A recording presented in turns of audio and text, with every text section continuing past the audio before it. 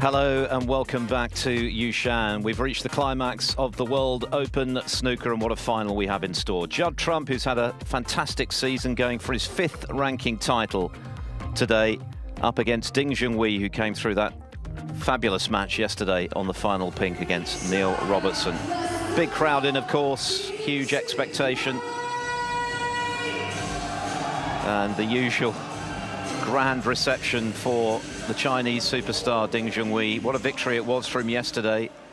But standing in his way of a 15th ranking title today, the formidable Judd Trump, who's had another spectacularly consistent season. This is his 8th final.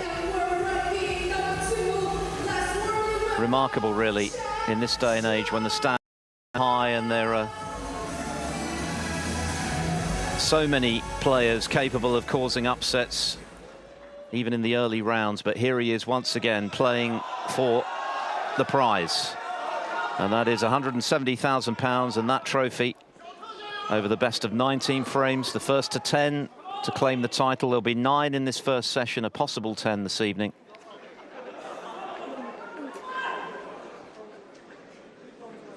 Yeah, please.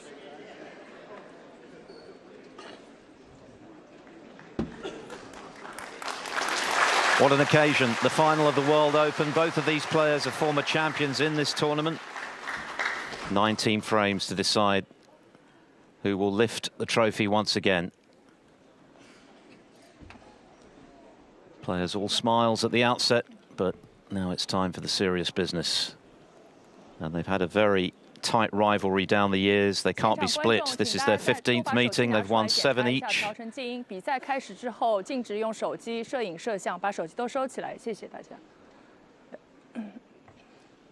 Ding, the most recent winner this season at the UK Championship by 6 frames to 4. And he must be on a high after that nerve-jangling victory yesterday over Neil Robertson. He actually said, Fergal, after that match, that he couldn't feel his legs when he was clearing up to win. But what a match it was. What drama we had. Absolutely. You could argue in other matches Ding had maybe played better. Missed probably more yesterday than other days, but fantastic result from at the end. Showed great bottle. It was actually great to see at the end. That tap on the table he did. See that emotion, how much it meant to him. Yeah, I think it was a bit more than a tap, actually. I hope his knuckles are okay today. He gave the table a fair old whack, but you could understand that release of emotion after a roller coaster of a match. Neil Robertson played some great stuff as Ding just undercuts that red. And I'm sure Robertson will be very disappointed because he had chances to win, but I think he'll take a lot of positive things out of the week. Of course, it means he's now got to go to qualifying for the World Championship, having missed out on the chance to get into the Tour Championship by winning today. But he was very gracious in defeat, which was good to see. It was a fantastic match. Of course, Judd Trump came through against Jackson Page, much more straightforward fashion earlier in the day, 6-2.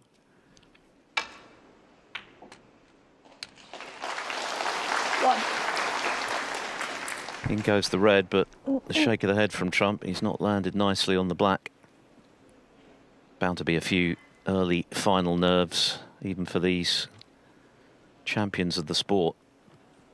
Judd Trump going for his 28th ranking title today. And that's a significant figure, because if he does win today, he'll tie the great 6 times champion of the world, Steve Davis, in joint 4th. And he too is a little high. Yeah, that was a feature of the match yesterday. Unfortunately, the amount of times the mobile phone went off did tend to go off more often when Neil was at the table than Ding, to be fair. Fair bit of movement in the crowd as well.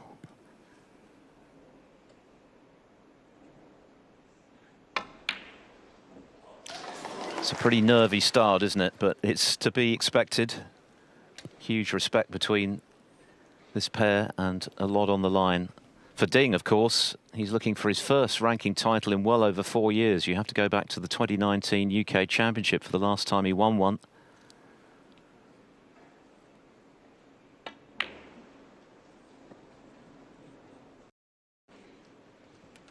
think the key moment, actually, looking back now on that second semi-final yesterday, was the red that Neil Robertson missed into the right centre when he was poised for a 4-1 lead and was very much outplaying Ding at that stage. I don't think Ding would have come back from there, but Robertson, perhaps distracted by some movement in the crowd, missed it, and that rather turned the match around.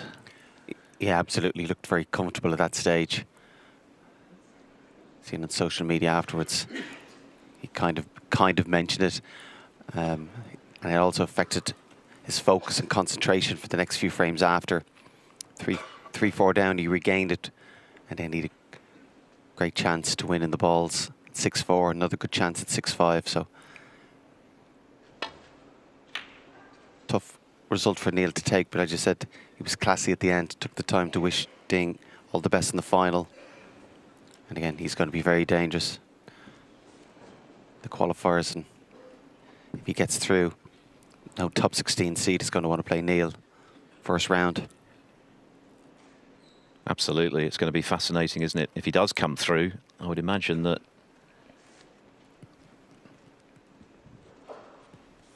he would be the favourite in a number of the draws he could get in the first round. Of course, he'll be match tough as well, but all of that is in the future.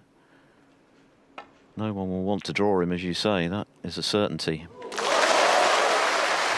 Well, you would have thought Ding had just potted the title-winning ball there.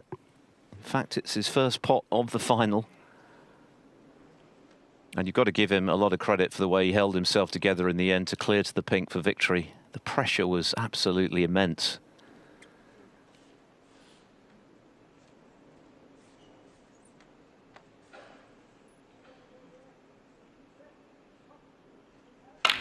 I think the win over a player of Robertson's calibre would have been all the more satisfying for Ding, given that he didn't play his best, but he found a way to come through nonetheless. And that's something that Trump has been making a habit of in recent times. Winning when you're not quite on your A game. Maybe that's something that Ding hasn't done too much today. Yeah, there's been question marks over the years when Ding has been behind in a match about his desire and motivation to fight and get the result. But he did that yesterday. And apart from the fight he showed to get back in when he had a chance, showed great bottle, a lot of crucial putts that had to be made, and he got them. It bodes very well, not just for today, but for the World Championship. Of course, Ding's still only 36. Still has time himself to win world title or titles. Very mindful of not touching that green, but I think he's okay.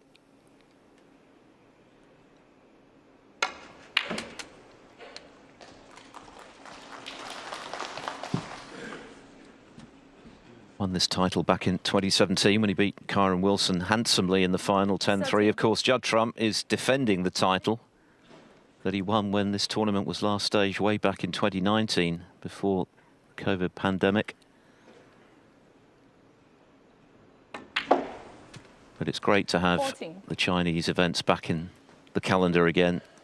And this tournament has been tremendously well supported right from the first ball this week. And they've been royally entertained as well. 92 centuries we've had at the venue, including a 147 from Zach Shurty, a 146 from Barry Hawkins.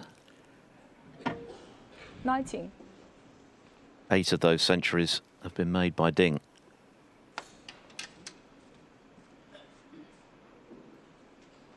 Just caught the pink on his way down there. As a result, has to use the rest here. Shouldn't be a problem just dropping it in.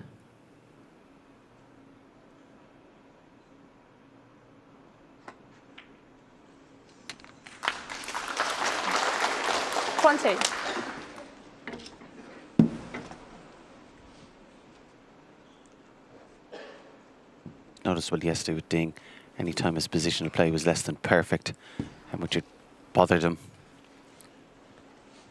For most players, just carry on to the next shot, but he's so precise. And he demands perfection of himself.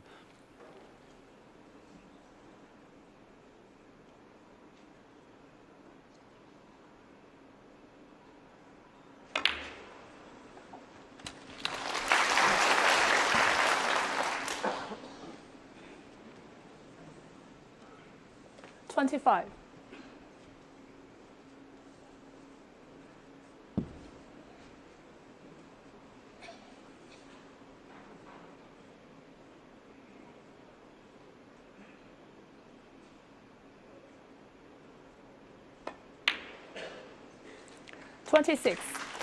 Initially, he was unsure exactly how to play it, whether to roll through or screw back for the blue.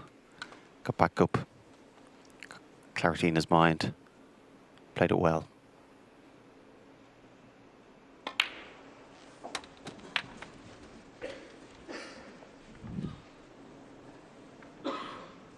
Zhu Ying officiating this final, 32. the first female Chinese professional referee.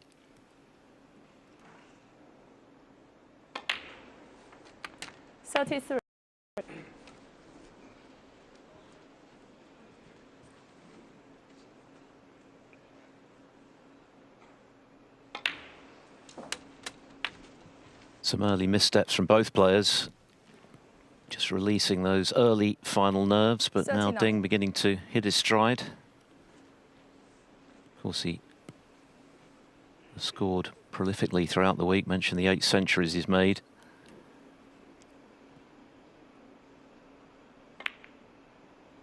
Oh, but he's undercut the red. Ding Junhui, 39. So, just a 38-point lead.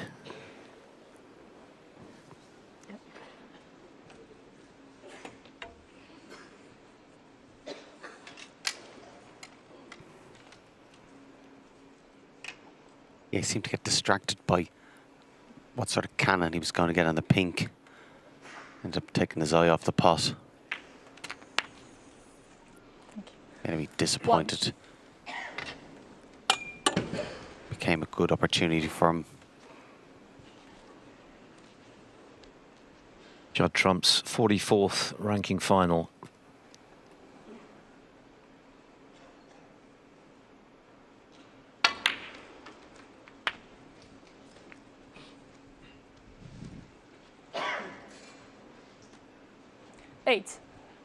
And looking to win 5 ranking titles in a single season for the 3rd time in his career. Of course, he has the record of 6 in a single campaign. Hard to believe now that he didn't win one last season. Won the Masters, of course, for a 2nd time. 9. But he's been a serial winner again this season. Still only 34 years of age.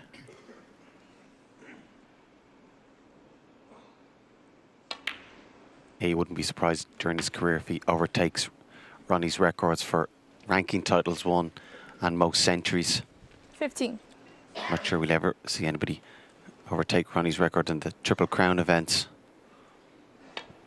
But as I said earlier, 16. Judd, only 34. Wins today, ties Steve Davis's record. Phenomenal.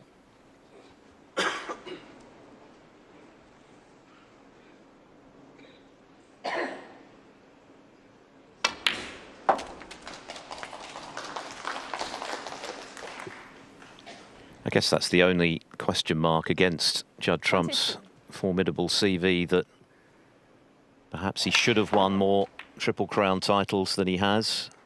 23. But I think the point is that he treats every tournament he enters as though it's the World Championship. He treats them with equal respect,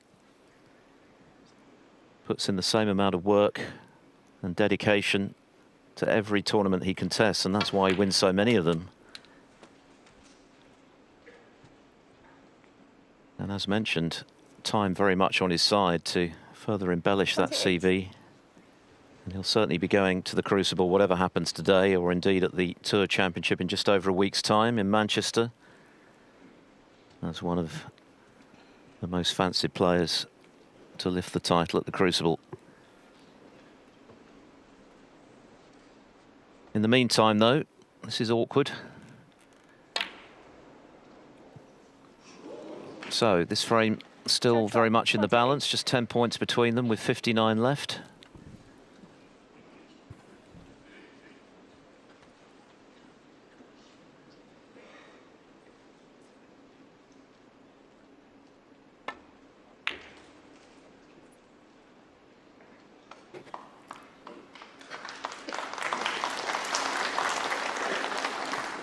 Judd, he's had a very successful season. Obviously was taking a little bit of a toll on him. Decided not to play in the Welsh Open, just take a break. Particularly with so many big tournaments coming up at a crucial part of the season. It's been noticeable, particularly in the last couple of days, that the players have been reaching for a towel just to keep the cue dry, quite humid in the arena.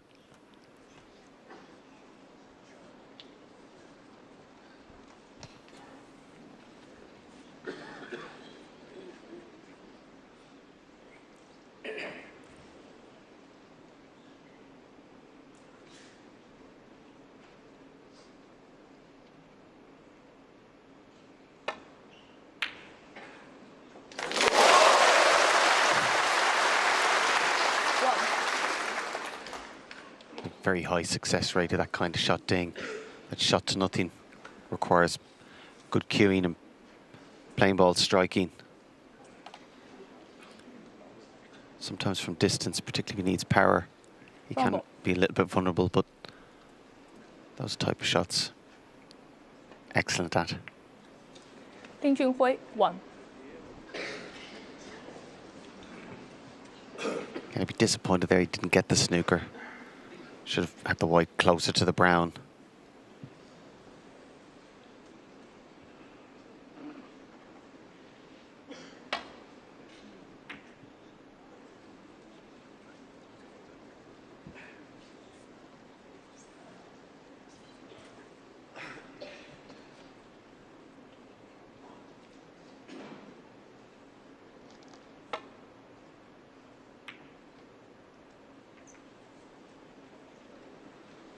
If Ding does win today, he'll be moving up to 6th place ahead of Sean Murphy in the world rankings. Judd Trump will remain in 2nd place behind Ronnie O'Sullivan regardless. Of course, Trump is the runaway leader as regards the one-year points.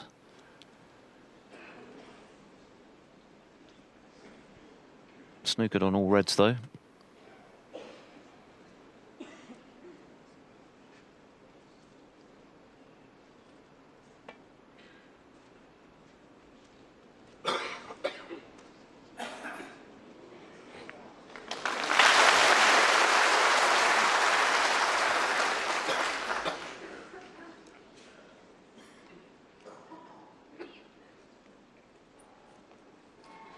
Ding would love to swing the white ball around the angles, potentially get him behind the green, but in order to do that, might have to catch her. Doesn't want to end up pushing the red closer to that right corner. It's obviously fearful of that, and that's why he just played a plain ball.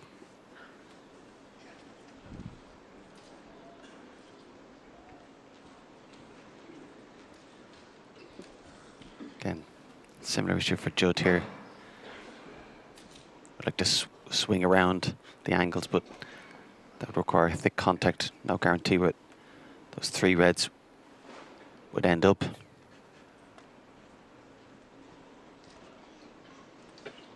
Wasn't prepared to take that gamble.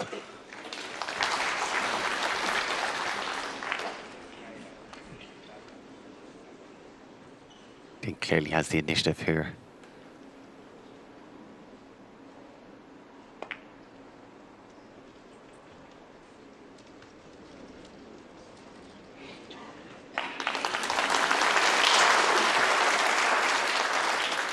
When you have potters and break builders of this caliber, the safety side of the game is going to be pivotal today to determine the outcome.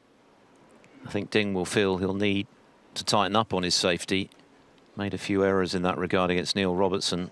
Left Robertson chances at long-range reds on quite a few occasions, and of course Robertson is one of the best, if not the best in that regard. Judd Trump right up there as well, so safety is definitely going to play a key part today.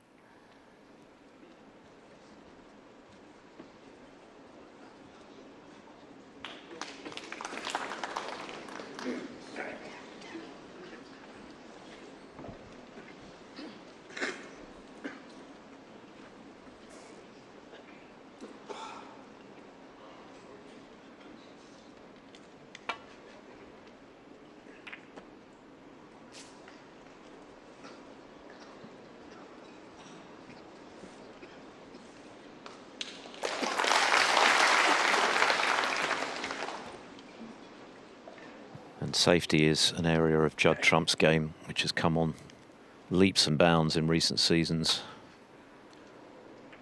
He said himself after beating Jackson Page that this has been another tournament where he's not played his best snooker, but here he is once again contesting the title. Over the years, that's definitely been added to his game. When he first came on the scene, if he played his very best, he could win. But if he wasn't at his best, he wasn't winning, but well able to and happy to win ugly the last few years.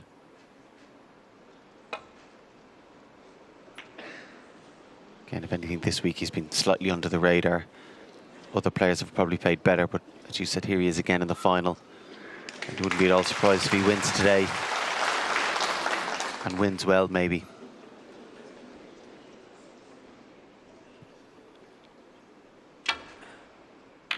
Oh, that's a great pot, because it was a good cue ball that Ding got, but he did leave the red, and Trump getting down and stroking it in.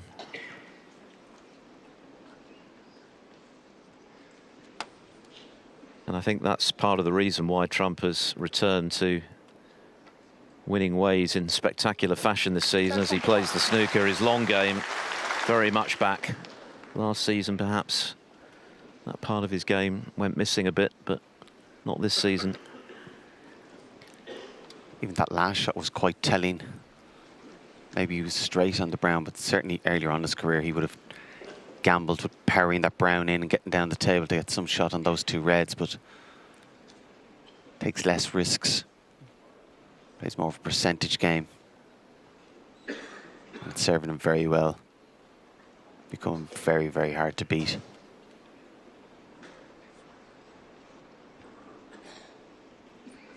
I think just looking at the path, I think the white is so close to the green that might have to come off the bow cushion first.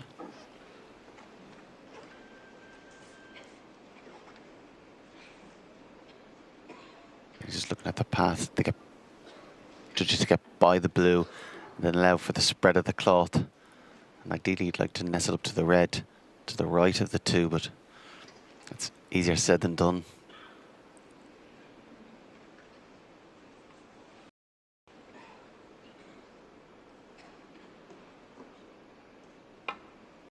That graphic was saying the shot I was talking about, but he actually could hit the side cushion first. But caught the blue, and this will be going back.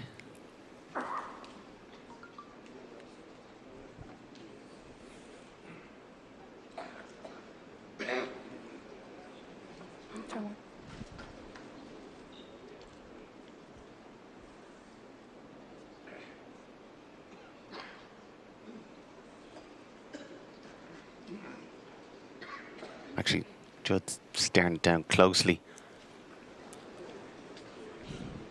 because he was probably unsure that he could get at the potting angle. Didn't want to take a risk. Ding's in a world of trouble here, so obviously believes it's more likely that he'll be given a better chance from Ding.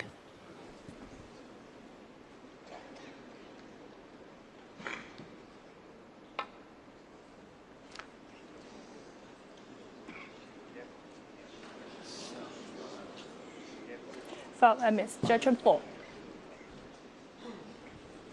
Shows the value of a great long pot, doesn't it? Just the 1 point at the time, but it's given Trump complete control at the moment. The danger that Ding, even if he does escape from the snooker, when he escapes, could nevertheless leave Trump a chance to clinch the frame.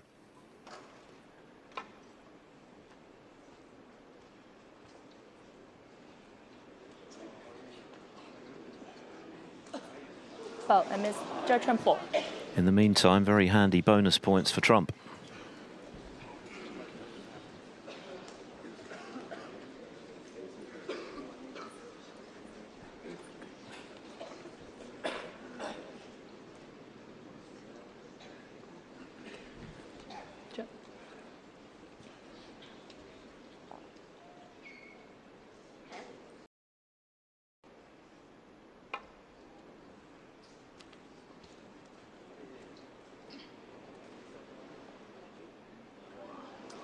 Foul and miss. Judgment fault.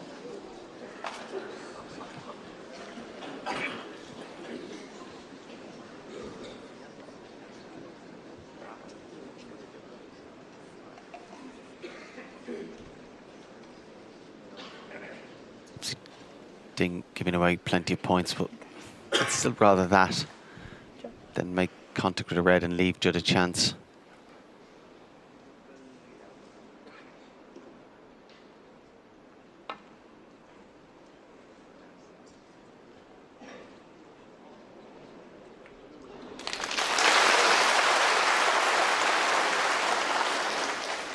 Yeah, good hit.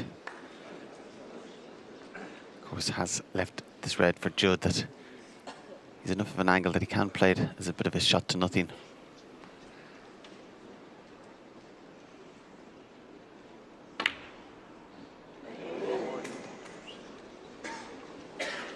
Might have been a little bit concerned or prioritising trying to get a good white, get it down the table.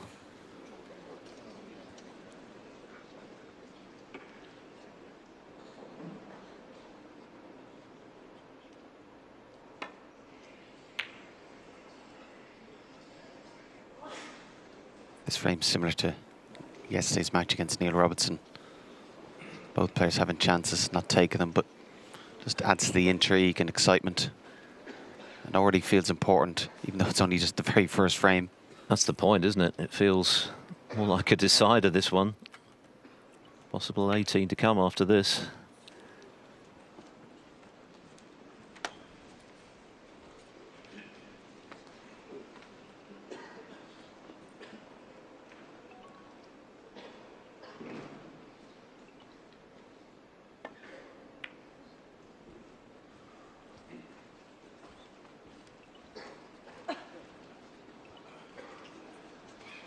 谁的手机调一下静音。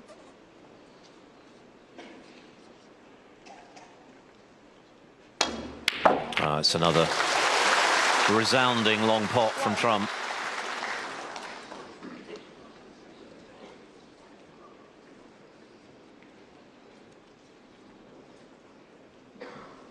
They're well used to meeting in big matches, this pair. 3 of their 14 encounters have been at the World Championship. All 3 of those going Judd Trump's way. Beg your pardon, Ding won in 2016 in round 2 at the Crucible. So 4 meetings at the Crucible. Oh, hang on. Ooh.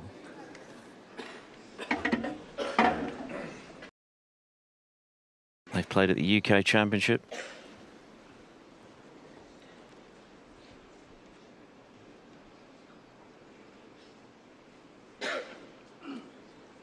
Their most recent encounter, which Ding won, as mentioned earlier, 6-4. Judd Trump 3. And they've played in finals as well, Ding winning at the Templedrome in 2014, 9-5. Trump beating Ding in one of the old PTCs, so they're well used to playing when there's a lot at stake.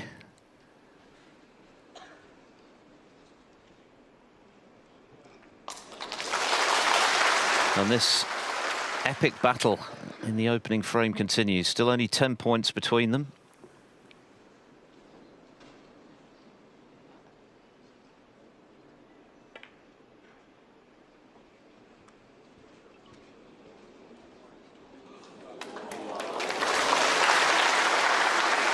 A lovely shot. Very well judged. It's a lot harder to hit. Of course, if he does hit it, every chance he leave the red on.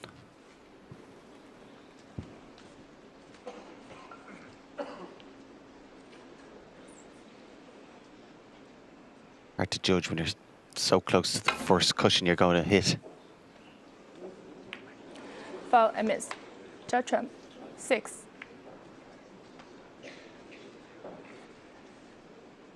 韦伯鹰眼。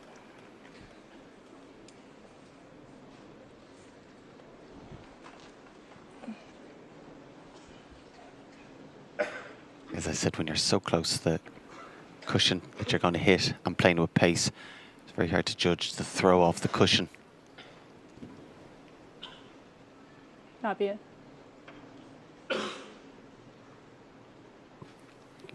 That circle indicating where the brown was, so it needs to go in the centre of that circle.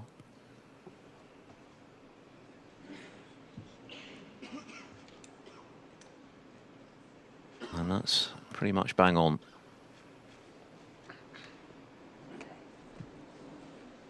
关掉好了，关掉嘛，这个。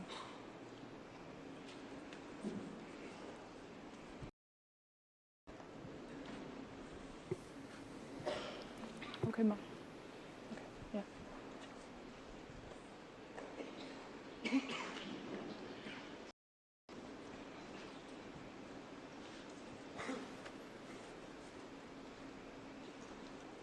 I play with left-hand side here just to try and get the white over to the red.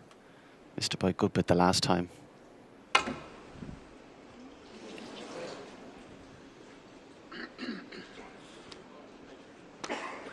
Foul and miss. Judgment 4. Just a fraction away, but still not good enough.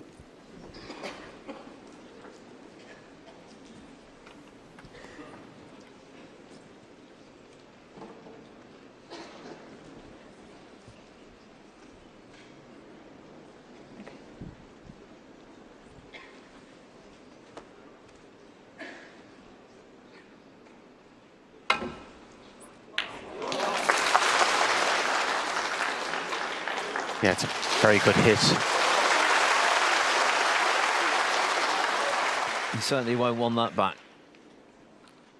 20 now the difference. Yeah, and of course with Judd being 20 ahead, he doesn't want to play a safety shot here. He's going to take the black out. Might be able to avoid it.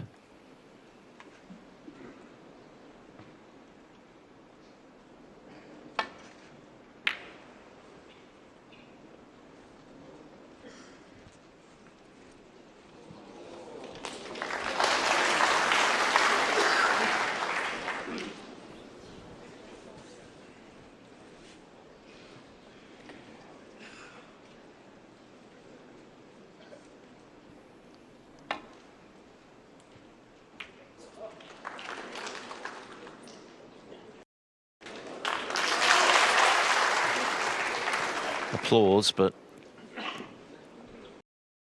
think Trump can pot this red. Chance to clinch the frame. He's already knocked in a couple of crackers from distance in this opening frame. And there's another one right in the middle. 1.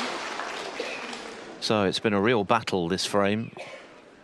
Both players missing very early chances. Judd Trump laying a couple of telling snookers. The points from which have allowed him to be in a position here to pot frame 7. ball yellow. 9.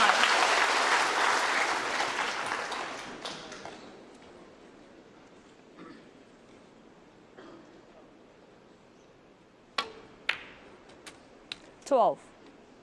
Ting had the first real good chance. Missed that red when he got preoccupied with cannon on the pink.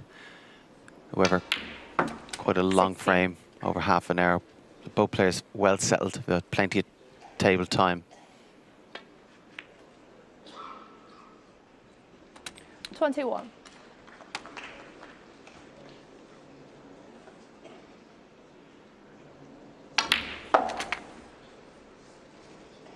27.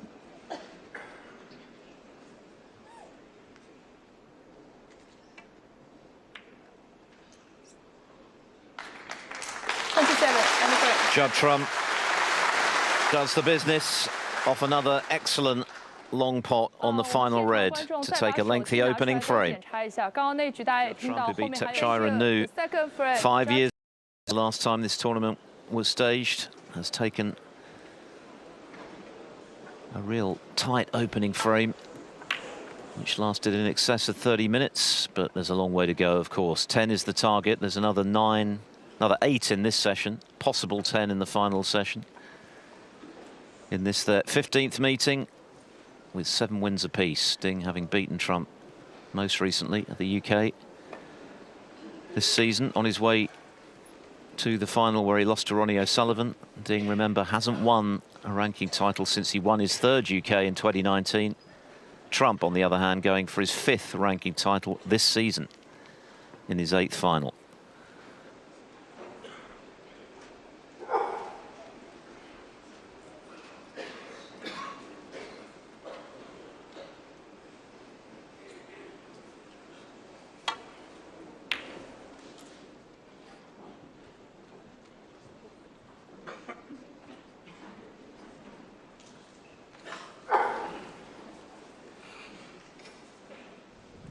Managed to cover that red in bulk.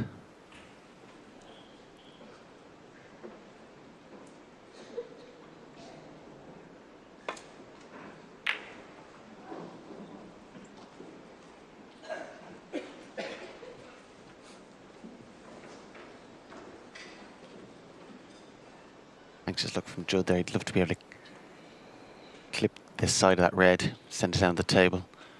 As a result, has to go for this red.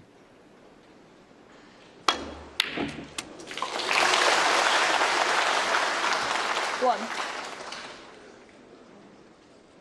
Another great pot. Wasn't overly concerned with the white, just made sure of getting the pot.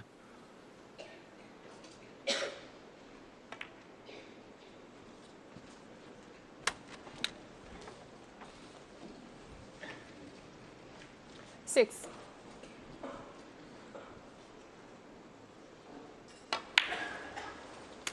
Seven.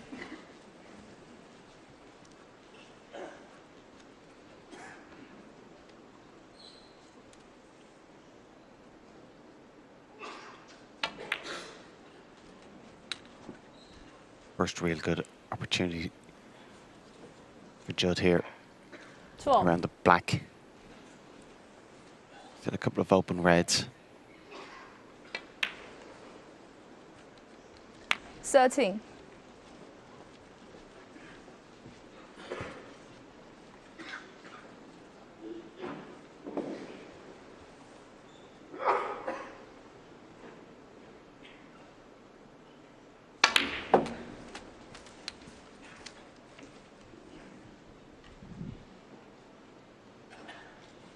Just managed to get off the cushion 20. far enough so he wasn't hampered too much by the red.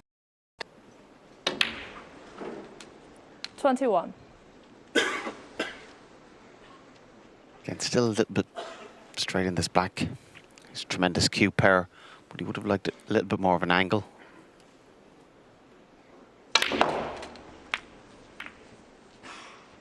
Yeah, and even Judd has limits with his cue power.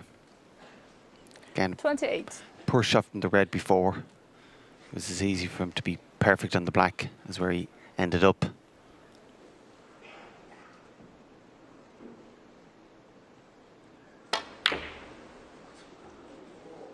Again, I think frustration there 28. from that previous error.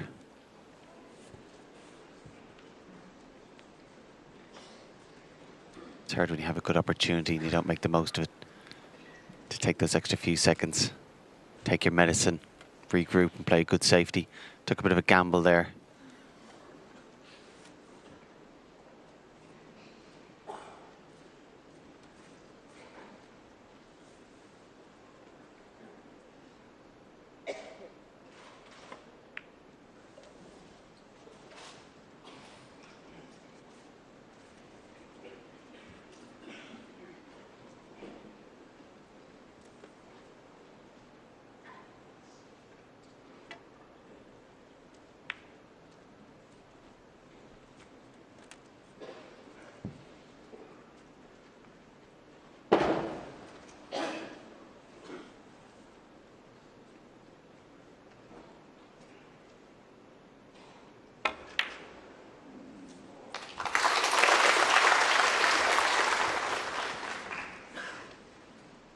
Yeah, felt there.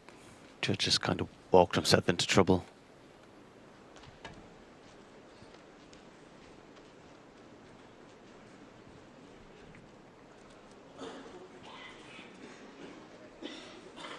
Really not the type of match we expected at the start. Quite disjointed, quite scrappy.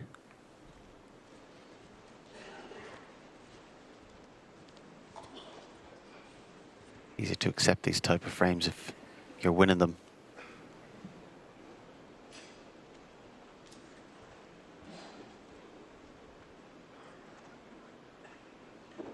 I think it's a reflection of how Judd Trump's game has evolved in recent years.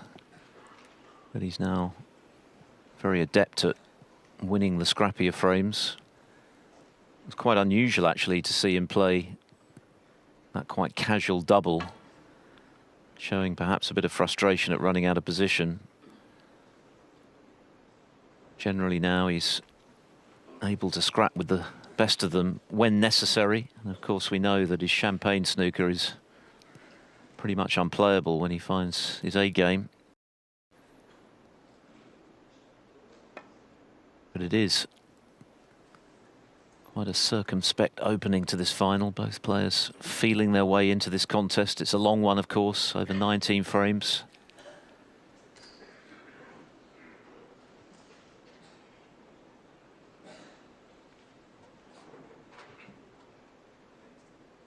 We know that someone's going to be leading at the end of this first session with 9 frames to play. Foul and miss. Just Junhui, 4. failed to make contact with the red.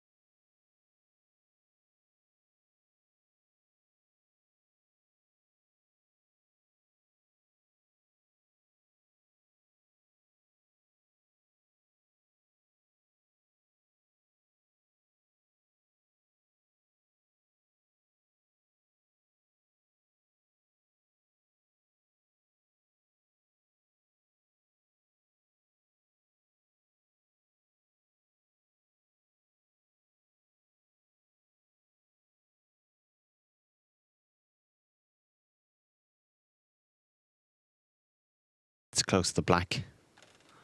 I'll just have to settle for potting the pink, getting the points, getting the pink back in play as well.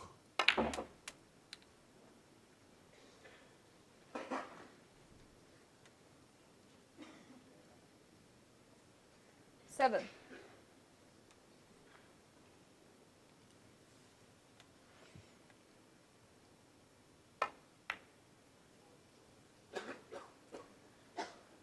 Ding Junhui, 7.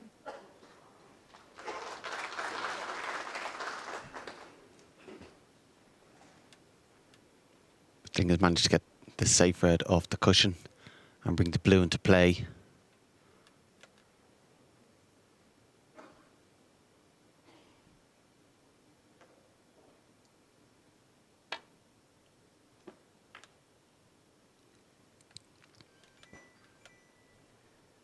Just had enough of the red there to clip Judd. Ding can clip off the red just below the pink. That's going to free these two reds and the black.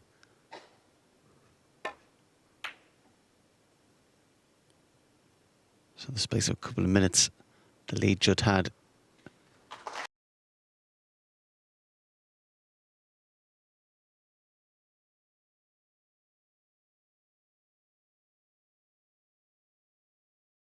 The lead Judd had is not as good.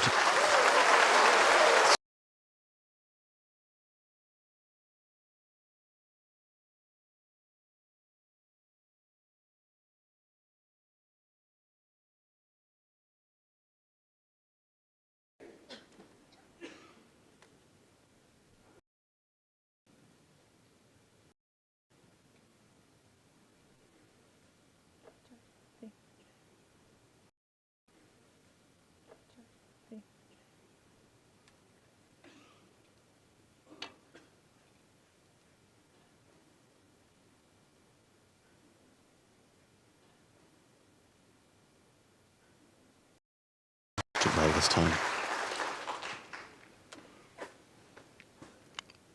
Just also nudges it slightly closer to the cushion. Ding having a look at the possibility of this red.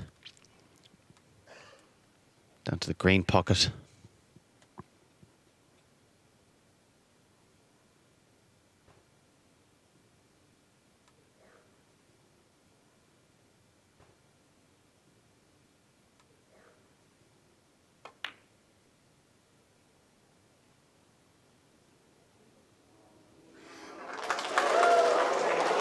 Oh, wow. It's hung on the lip of the pocket.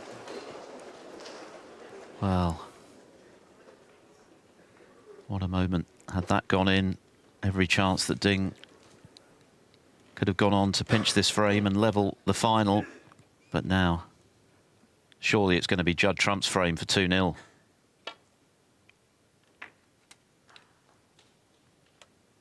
One. Although, hang on, where's the cue ball ending up here? It's never easy to judge the pace when the object ball is hanging right over the pocket. Obviously, the pot itself is unmissable. Position not quite as straightforward. He had a massive margin of error, though. Having said that, 42 ahead. Would have been hoping for something easier than this pink into the middle.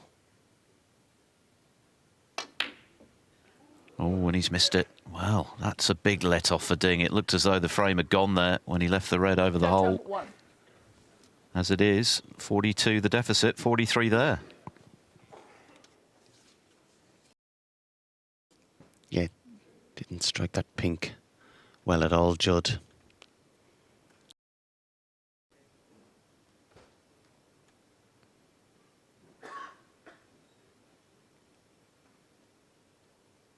Ding would like to play a good safety shot, obviously, but also tempted. But can he play that good safety shot off the red that's closest to the black cushion?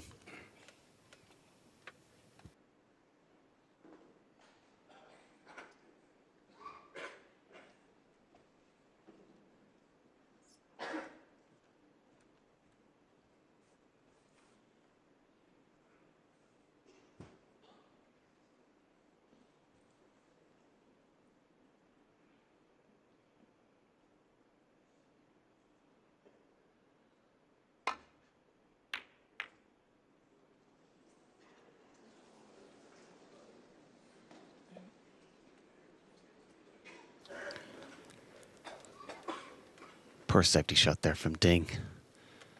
You can see by his reaction. Again, that's a couple of careless shots he's played in this frame already. Mind you, that could change it. Still needs a snooker now, Ding, but I think he was out of his chair. The blue doesn't go. He was ready to go to the toilet and concede. 请大家保持安静。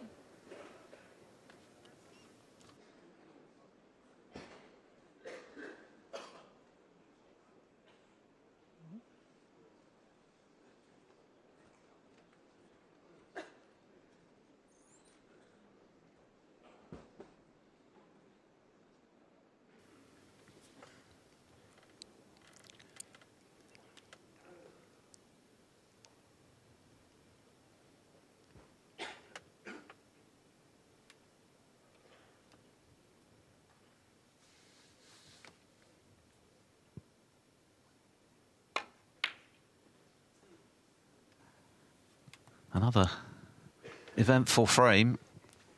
It's been a very tense start to this World Open final. Ding now chasing the snooker he needs to turn this frame around.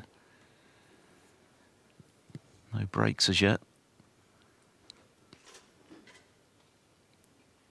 But these scrappy, tight frames are so important.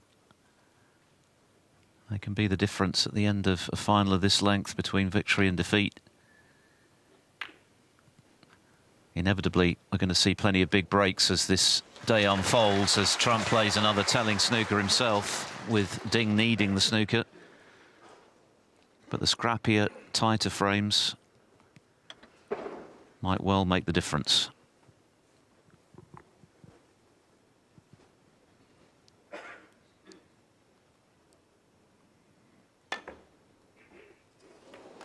Well, Judge Trump 7. Conceded the and that is the end of the frame. So a frustrating start for the home favourite. Judd Trump hasn't pulled up any trees yet, but he's managed to double his lead here in Yushan, the defending champion, 2-0 up.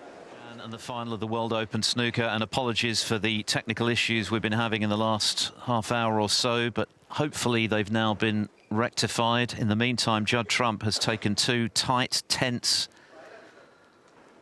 opening frames of this best of 19 frame final to lead 2-0. Ding Junhui has had opportunities which he hasn't quite been able to take.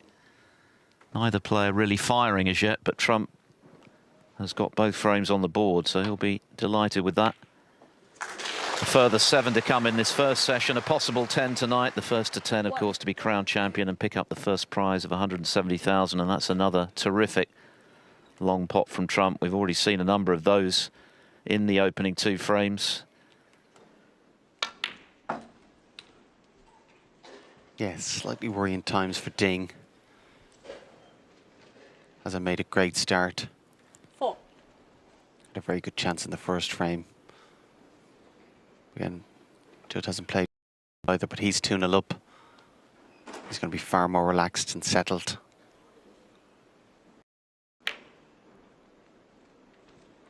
5.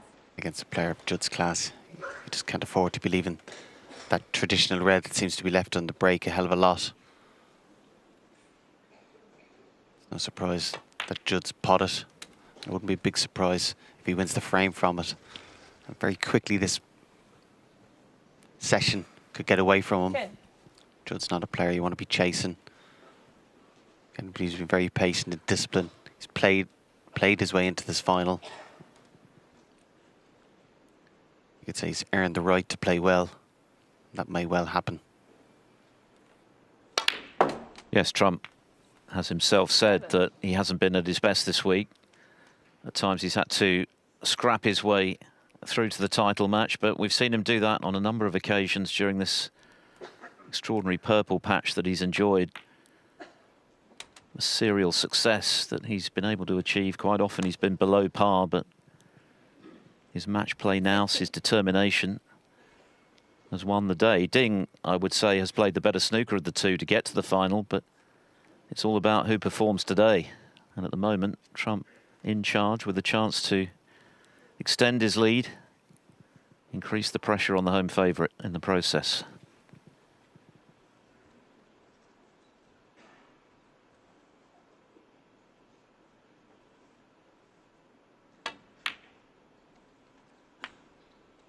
$17.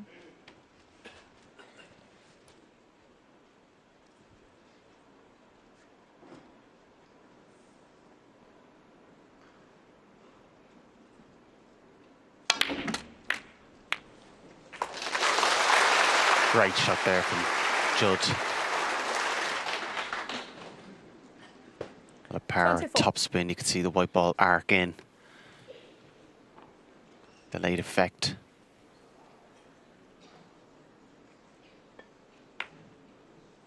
Again, 25. signs that he's really starting to settle into this.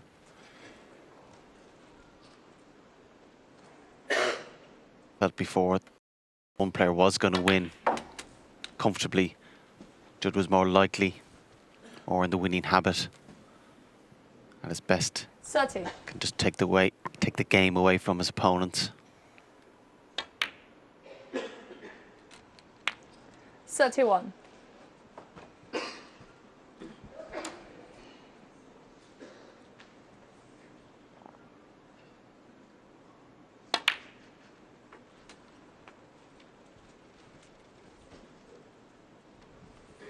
I guess the other factor 37. coming into this final is that Trump is well rested, had a relatively straightforward victory over Jackson Page. You couldn't reproduce the form he showed in getting to his first ranking semi-final. He won with plenty to spare, 6-2. Ding, on the other hand, put through the ringer well and truly on his way to that dramatic pink ball victory over Neil Robertson, which maybe has taken a little out of him in the way of adrenaline and 44. tension in the early stages of this final. We've seen instances of that before. Either way, this is now becoming a gilt-edged chance for Trump to extend his lead. 45.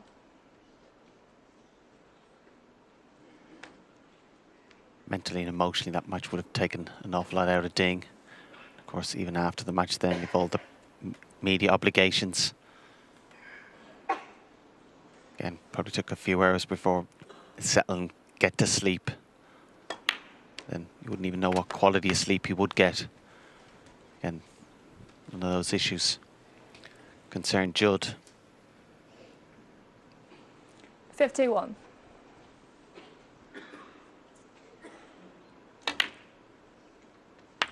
$52. Last few years, been an awful lot of finals. Used to winning them. Things going through a slight drought, you would say, for him.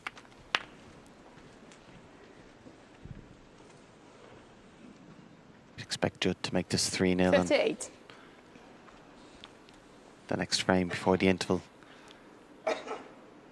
Quite important. 59.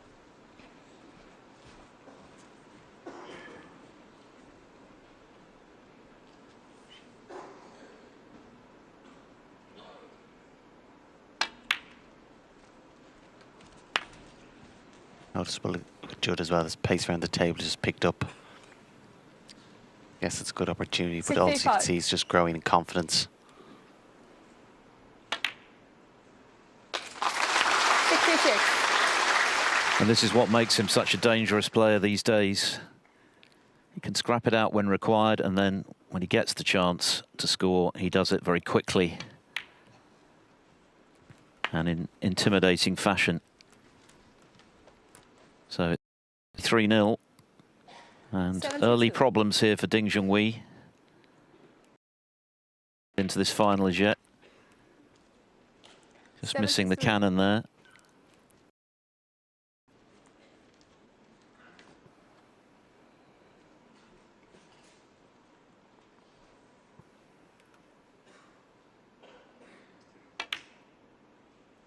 .74 centuries for Judd Trump this season.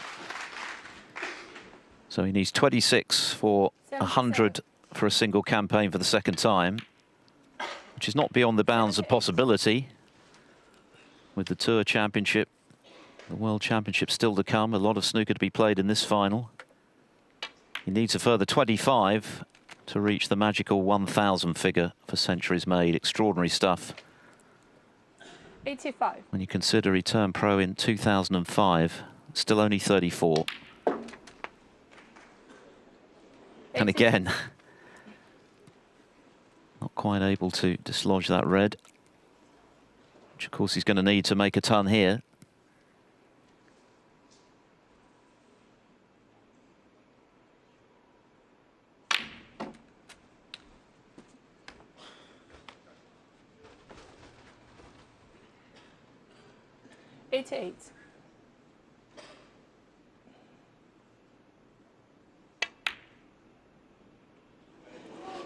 Judd Trump. Close, but not quite. No century, but 88 will do for Judd Trump, who's taking a grip on this World Open final in the early running. And Ding Junhui needs a response in the frame before the first interval. Trump threatening to pull away. He leads by 3 frames to 0. Judd Trump then, the defending World Open champion, of course, breaking off in frame 4, a frame that Ding urgently needs.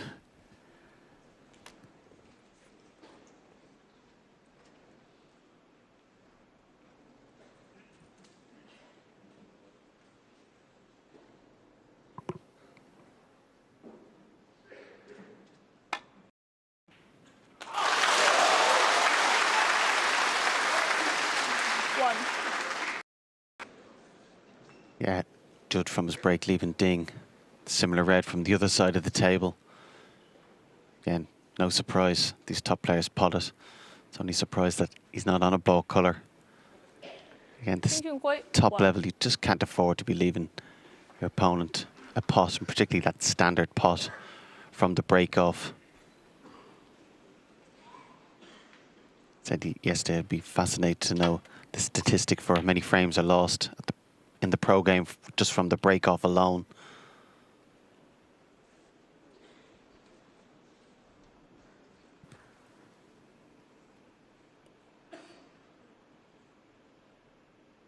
Turns out he only got the 1 point from it, so basically the frame nearly restarting. Nearly mini game, both players trying to get that first chance. What's a very important frame.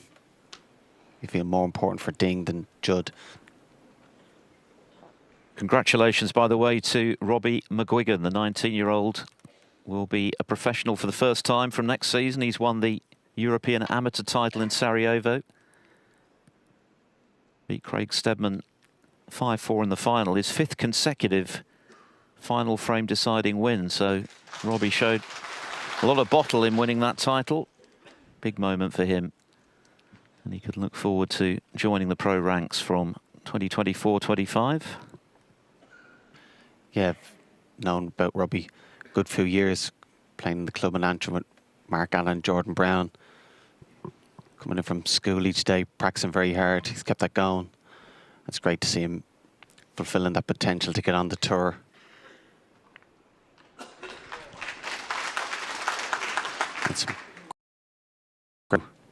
Liam Davies as well got on the week before. They'd be delighted to be on the tour and not have to go through Q School, which each year seems to be becoming more and more of an ordeal.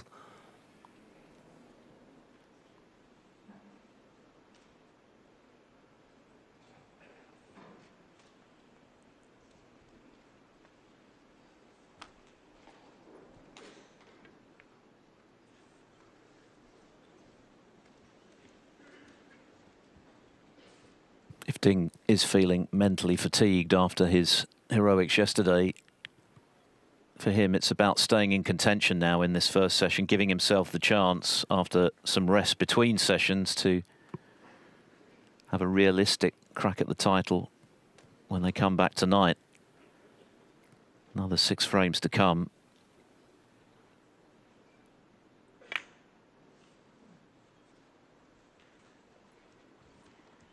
And the scrappy frames actually take more out of you. Touching. Particularly if you end up losing them.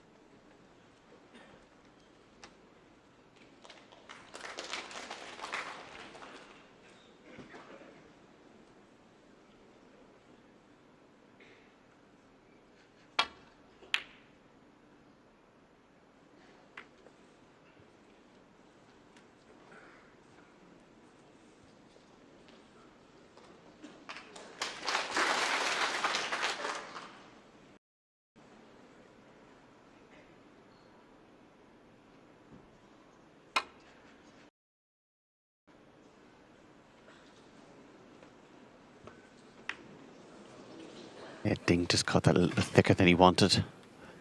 As a result, the path of the white changed, hit the yellow. He's definitely not on it at the moment, is he, Ding Junhui? And I think Trump senses that, but that's a missed opportunity, you'd have to say, by his standards. That was a pretty routine long pot. So, could that be a little turning point early in this opening session? A chance that Ding probably didn't expect to get after he left Trump that long red.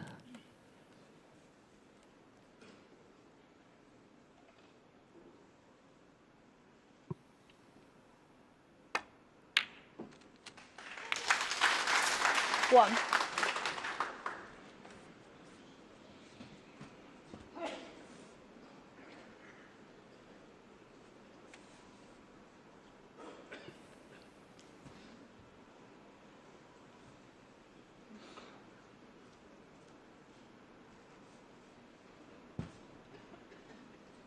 Apart from Ding being a bit quiet and lackluster today, see with Judd having this 3-0 lead. Crowd are fairly quiet and subdued as well. There's a big roar there for Ding before he had this opportunity.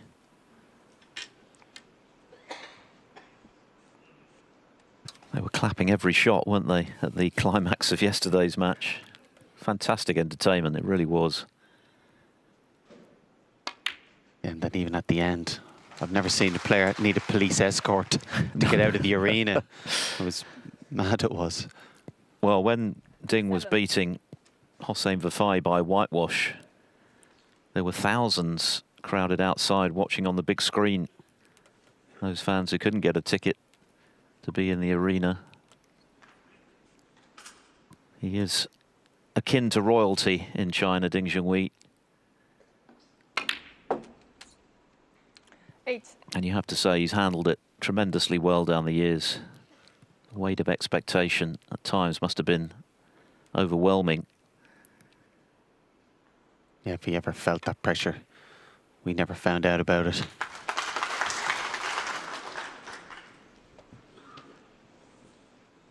Always been a class acting on and off the table. Again, a great ambassador for the game.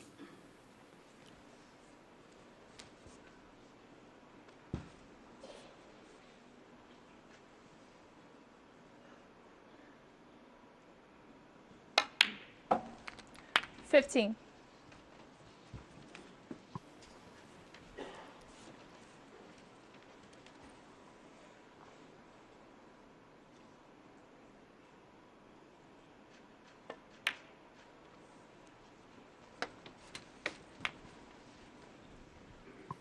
Putting this red in the middle of the pack as an opportunity to stun down for the black.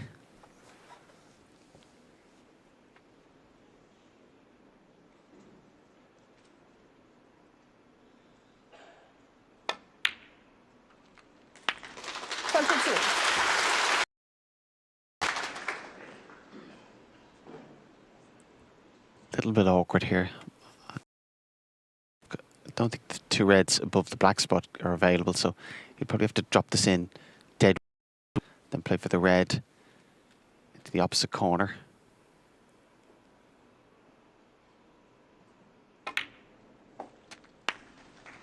Actually, he did just have enough of an angle to run it through, and that red above 29. those two I was talking about.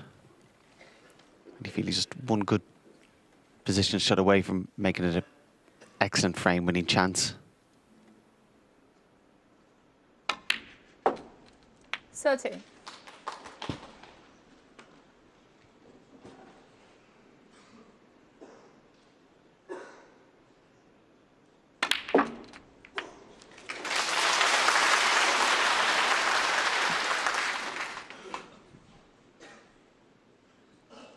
$37.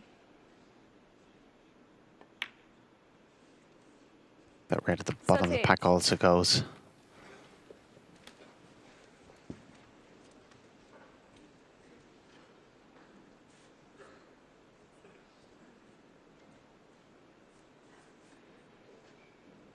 But even with that red I highlighted there and the one along the cushion, still needs another red or two, so we still have to disturb the rest of the reds. And a nice shot there. Deliberately left himself low on this red. So in potting it, he's naturally going to be disturbing the other reds. And he's just looking... Well, there's not much of a gap, but just conscious of not getting stuck in the pack and getting away from there anywhere up the table. He's bound to have a choice of one of the colours, and the reds will be open. He does like to be precise. He likes to know exactly where not just one ball, but probably all the balls will be, but he feels sure if he just pots this with pace, he's bound to be on a colour.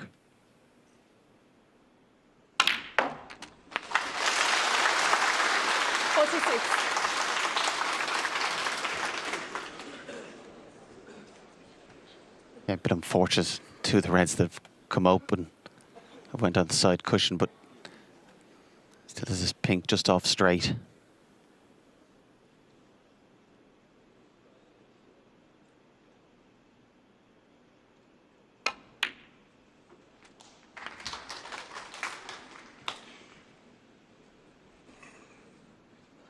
Cue that nicely in. Similar to the last ready pot. He's low on it and potting this red, he'll clip that red away from the pink.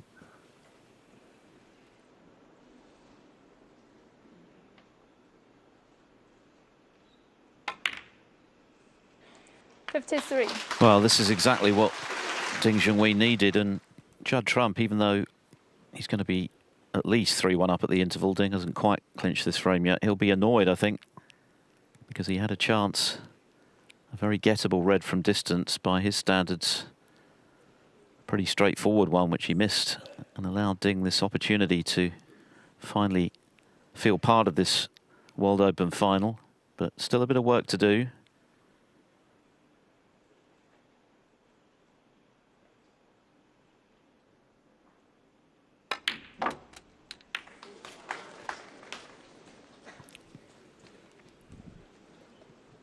That cannon, though, has scuppered position, 59. so it's a very healthy lead. Still 75 on the table. A couple of awkward reds. Ding very much favourite, but not quite over the line.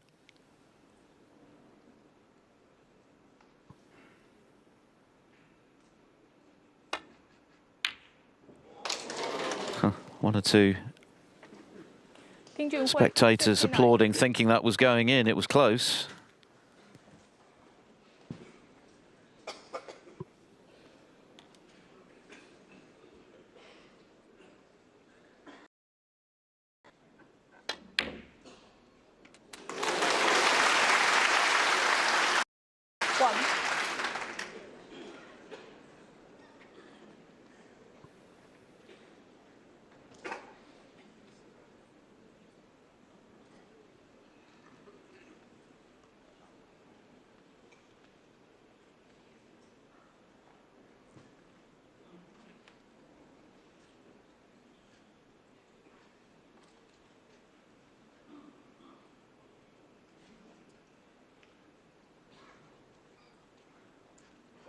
Rumble.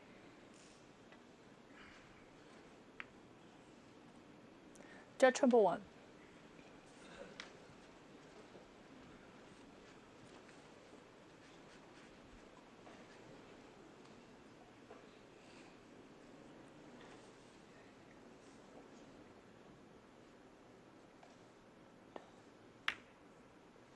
So Ding now looking for one more red to leave Trump requiring a snooker.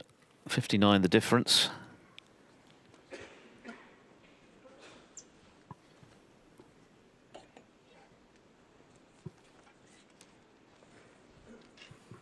Ding trying to get cover on that red behind the brown and green. As it turns out, Judd won that little mini safety battle, you feel. His goal was to get this red down the table.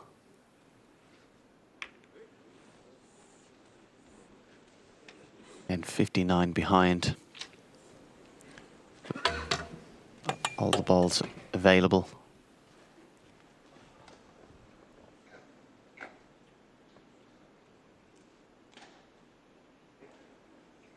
thinking of pass the green and play the red in the open. He might be tempted.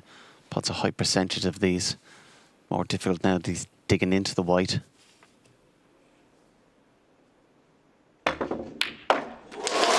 Wow, what a way to clinch the frame. Fantastic pot from Ding Junhui. And he'll feel a whole lot better for this frame and seeing that red disappear. What a pot. Judd Trump would certainly have taken 3-1 at the outset, of course, but he did have the early opportunity in this frame from distance, missed the red. Ding got in, and with that sensational pot, should now have won this frame.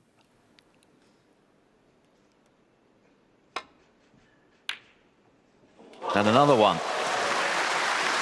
So he's going to be going into the mid-session interval feeling a good deal better. First 3 frames, a real frustration for Ding. He had chances in the first 2, which were very tight. Was shut out in the third to a break of 88 from Trump. But having been given the chance at the start of this frame, End of frame. he has been able to take it and get himself a foothold in this World Open final. So at the first interval here in Yushan, it's advantage Judd Trump, the defending champion, but Ding Junhui has a frame. Trump leading by 3 frames to 1. We're back underway. Ding Junhui breaking off in frame 5, feeling a whole lot better, I'm sure, for his break of 59, which helped him to win the 4th frame after Trump had taken a 3-0 lead, helped by a break of 88. Winning both the opening frames, very tight frames that could have gone either way. And at that stage, Trump at 3-0 was threatening to really run away with this final, but his progress checked by Ding in the 4th. Even so, Trump will be eyeing a big first session lead, and that is another terrific red. The only one I can recall him missing, Fergal, from distance was right at the beginning of the 4th frame, and that proved to be significant. But aside from that, he's looked great from long range. And all the more reason why you just can't be leaving him that red from the break-off. That's twice he's done it in a row. Twice he's potted, and again from the last time he potted, he made an 88. So I'm not necessarily saying that Ding needs to do the Mark Williams break and roll up, but he just can't afford to be leaving that red.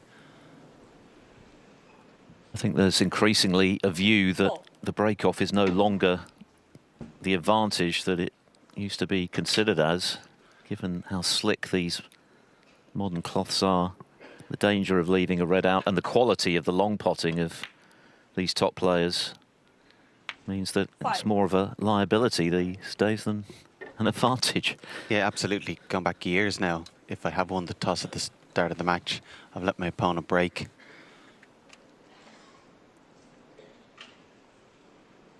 And nearly no good can come up from breaking off. Very unlikely you're going to do such a good break off that your opponent's going to make a mistake and let you in. But you can give the initiative away. 12. Of course, it's not the fact that they pot the red.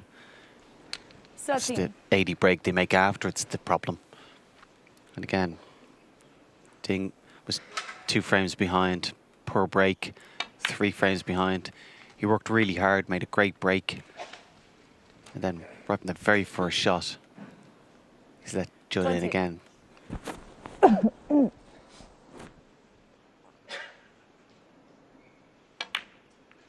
In this modern game, it's just becoming a 21. cardinal error. Again, players still seem to be of it. Oh, what could I do? We put one from my break. Don't leave him a red from your break.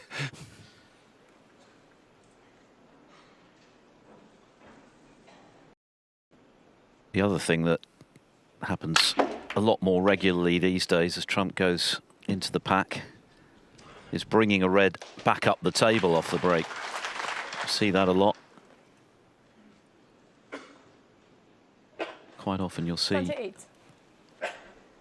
a player with the opportunity to pot one into one of the centre pockets off the break-off. So, yeah, all in all, very questionable as to whether it's a good thing these days. Anyway, Trump 29.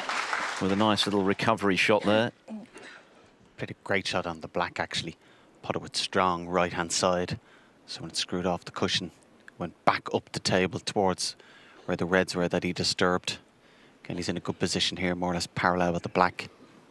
Looking at maybe going into them again.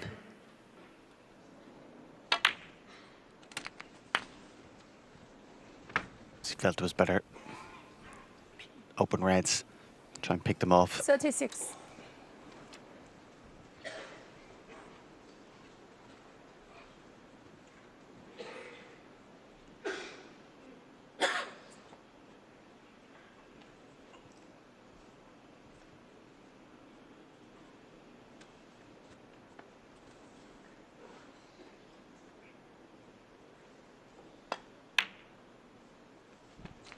Thirty-seven.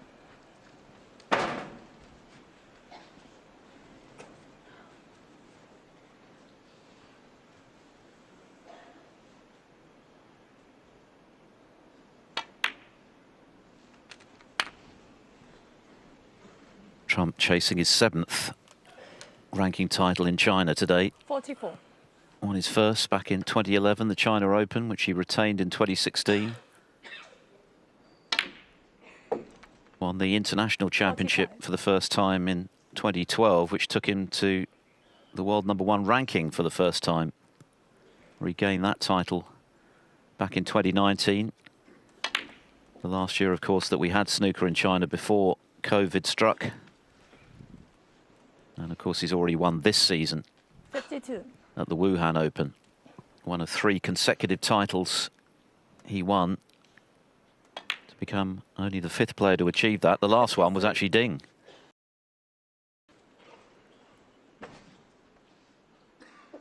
But he's looking good for a 4-1 lead here.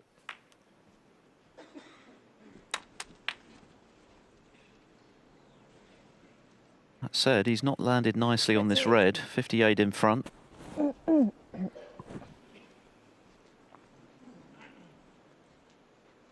Delicate shot required here to keep the break going. It's a pretty thinnish cut.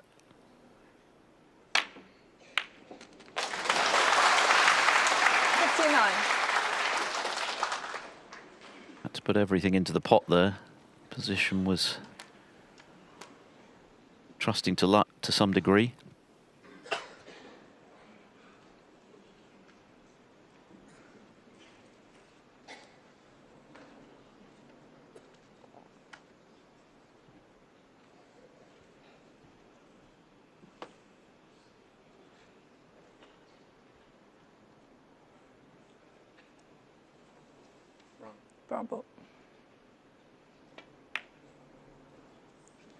Well, there's the other side of Judd Trump these days. The hard match player. Just buying himself a bit of insurance by pushing the brown to the side cushion to protect his 59-point lead.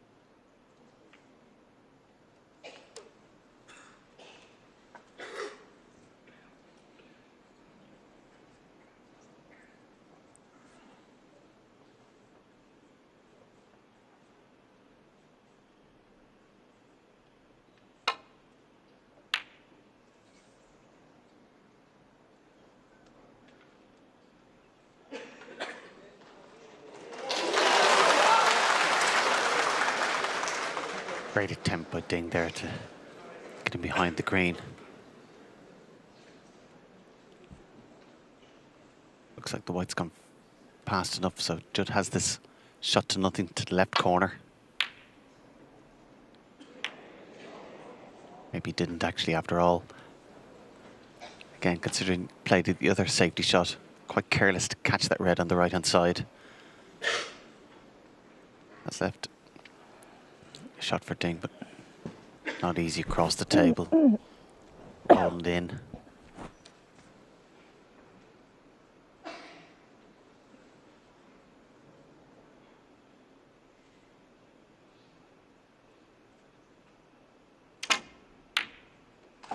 Well, that was a better shot than it looked.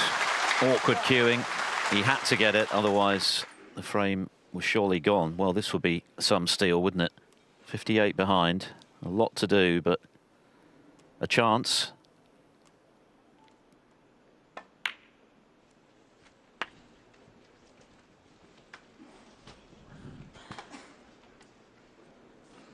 Eight.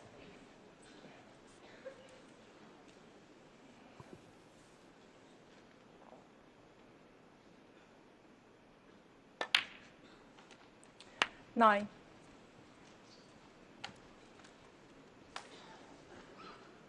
Could take the opportunity of rolling through for the red on the right-hand side cushion.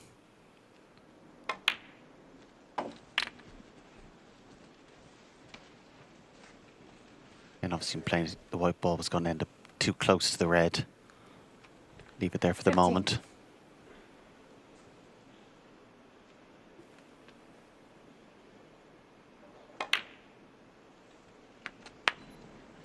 Sixteen.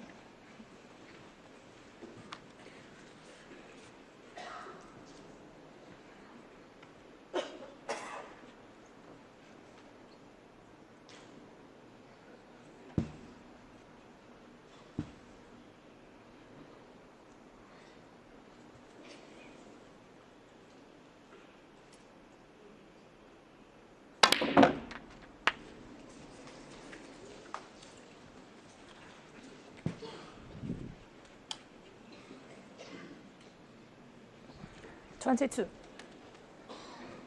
I tried to disturb that red from the side cushion. Yeah,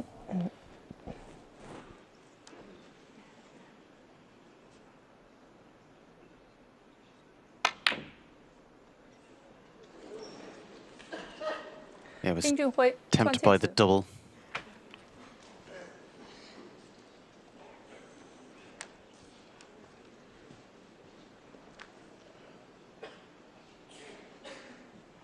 So Trump's lead 37.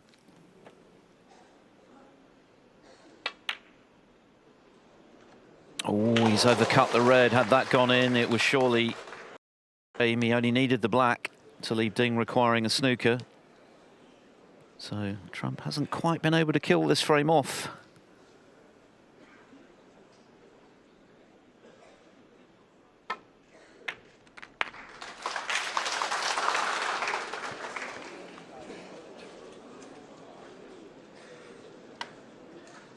One.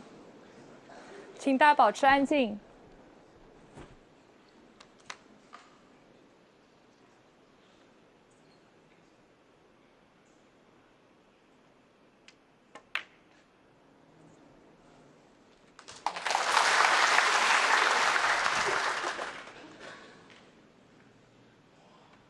Still hope then for Ding Junhui. 33 the deficit, 43 on.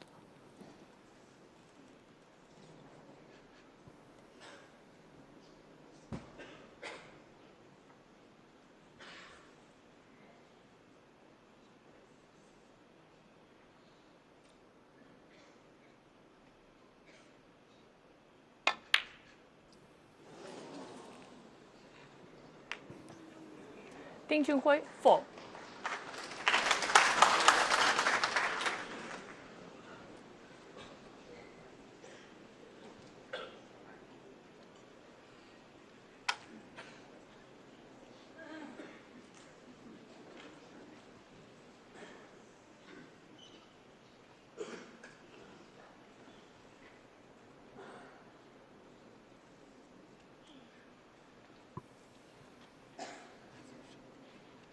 Easier safety shot to play is the one that's close to the cushion. Just glance off it and go up the table, but obviously Judd 33 ahead. He's reluctant to take it away from the cushion.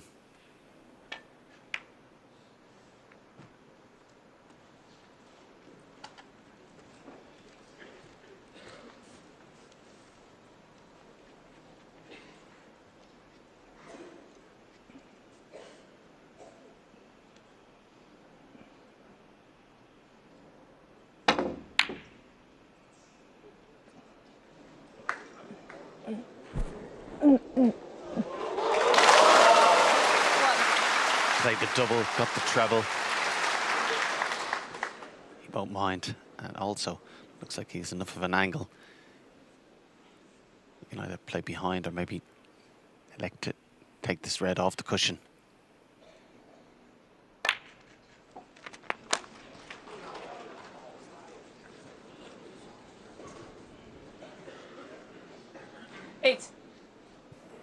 Junhui gradually edging his way back into contention in this frame. Yet more mobile phones. Of course, Trump pushed that brown safe earlier in the piece.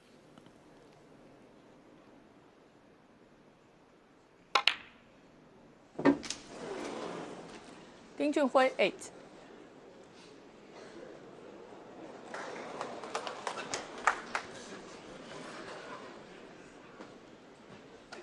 Just got to feel this frame, one of those that could ultimately go against Trump, even though he's been in charge of it throughout. Hasn't quite been able to kill it off yet, and the longer it goes on like that, the more jeopardy there is for him.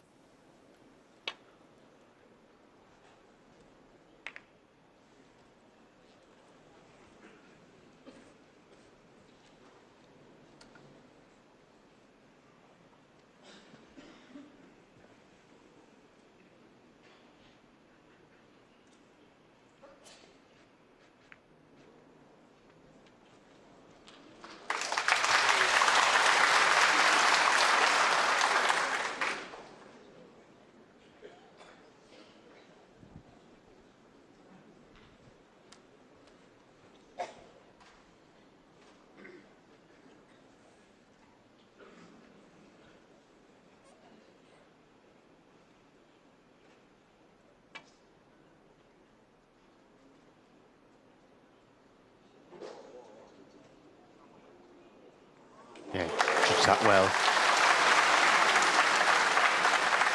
Just about had the natural angle just past the middle pocket and across.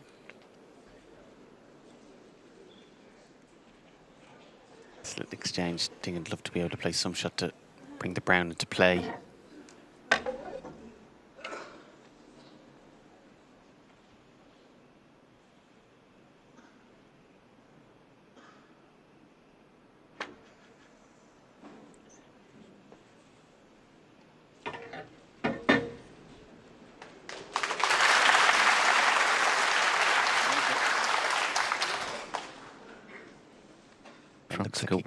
Took a while to raise from his chair there, didn't he? He's snookered. Yeah. He was anxious to see, was he snookered? Now he's just looking, can he just swerve it around past the pink, past the brown, and catch that red from the back?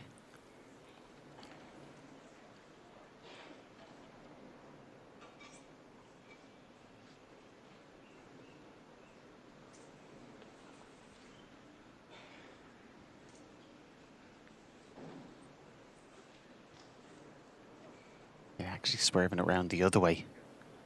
That was a good hit.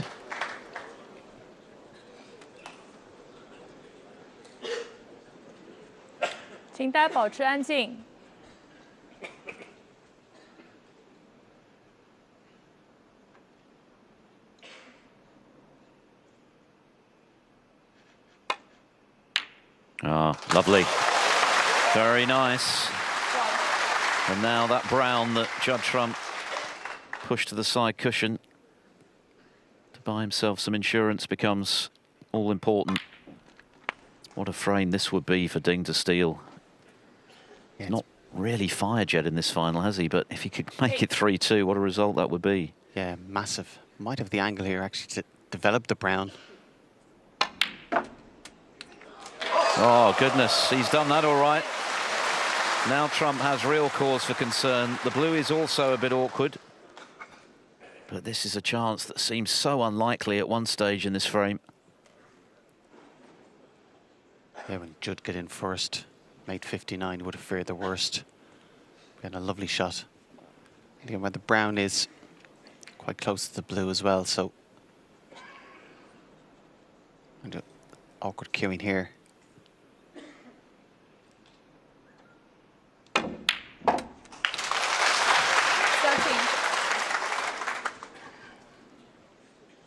play this with right-hand side. Pot it, come off the side cushion, top cushion, and check back towards the blue.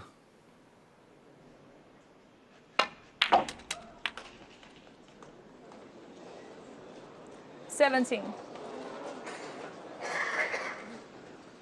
Yeah, could have played that a bit better. However, he's back in the game. Has to play a telling safety. Maybe get a snooker behind the black.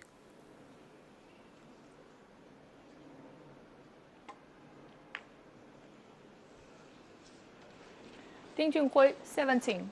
Yeah, just short of pace.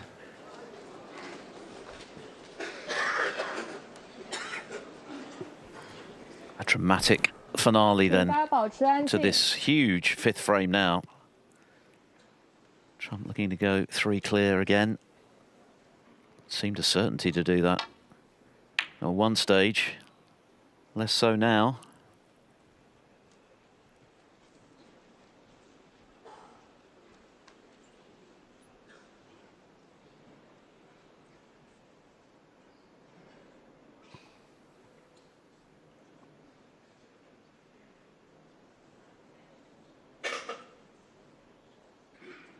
Obviously tempted by the possibility of getting the snooker behind black or pink. But in trying to do that, there's a possibility he could leave the blue on. His priority here is to make sure he gets the blue ball safe.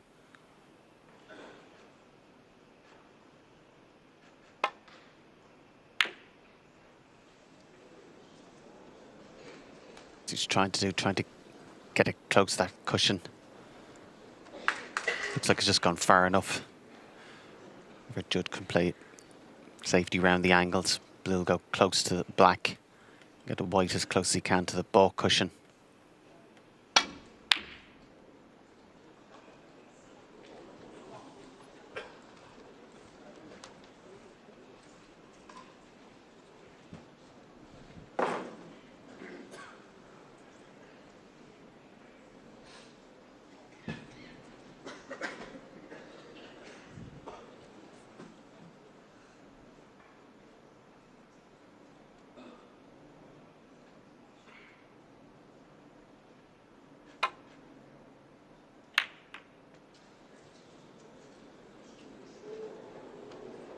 Would have been concerned for a moment there, but happily for Ding, the blue has run safe.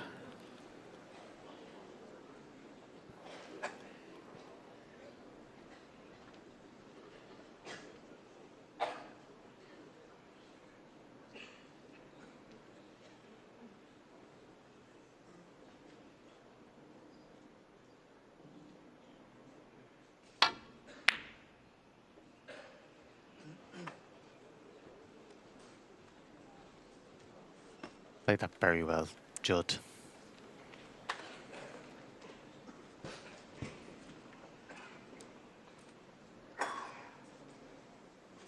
Just coming down to see, going to play cushion first. Just look to see exactly what contact he wants in the blue.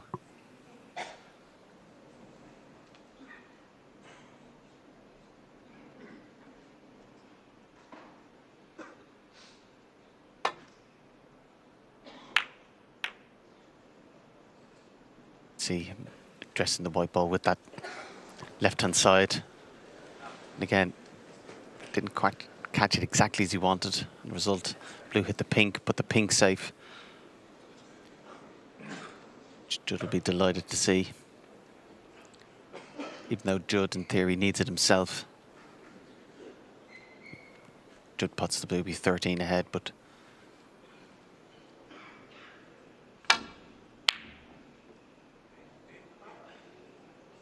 Cue ball.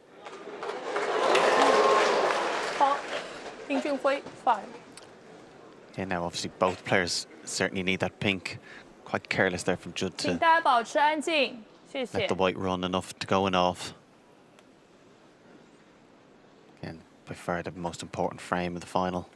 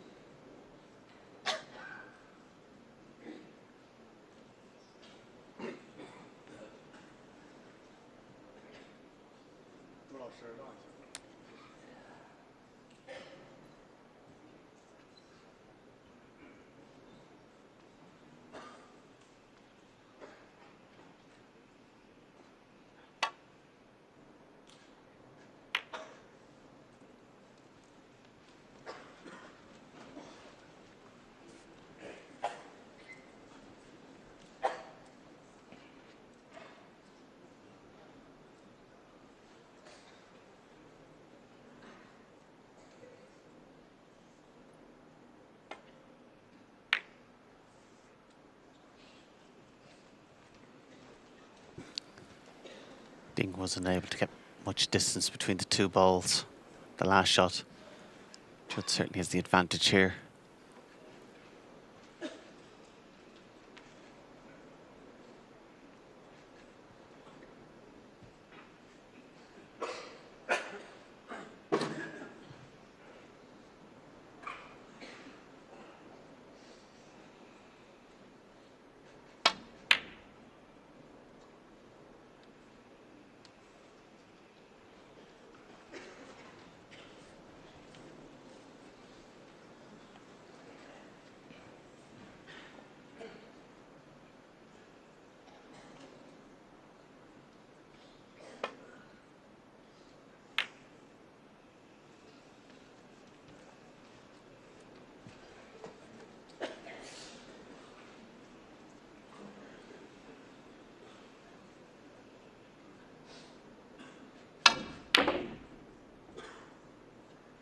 Could have the equivalent of 3 black ball games here, nearly 3 separate games.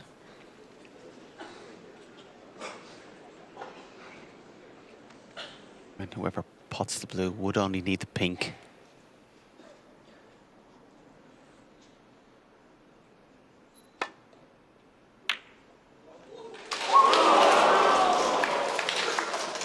So close that the blue has stayed right over the hole, but of course Trump still has the issue of that pink.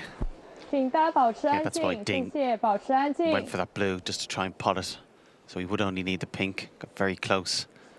Not sure if Judd can hit this thin enough to come down the cushion and disturb the pink. Oh, it's a terrific shot. 5. Well, what a battle this frame has been. Judd Trump was red-hot favourite for most of it. Ding was threatening to snatch it from his grasp, but now Trump is 1 ball away from 4-1.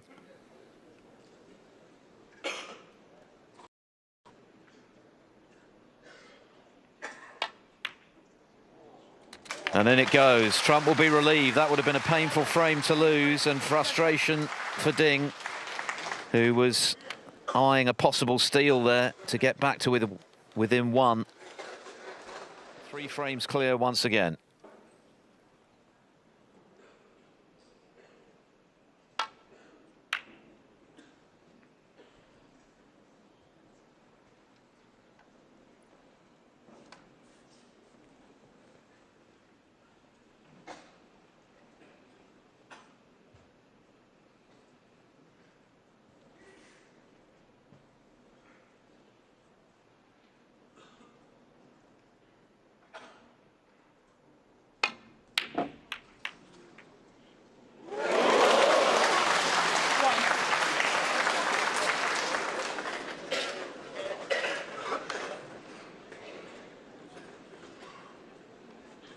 And nice fluke for Ding, but not on a colour.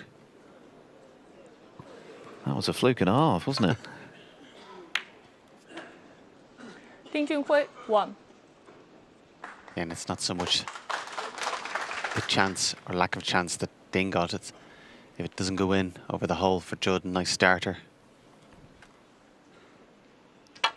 Judd Trump himself had a couple of extraordinary flukes against Kyron Wilson earlier in the tournament, back to back.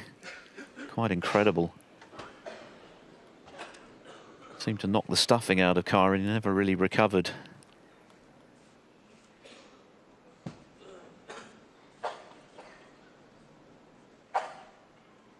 Another opportunity here for Ding.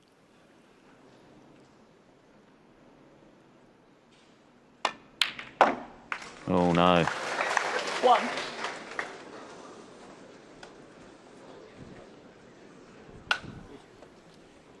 Green ball.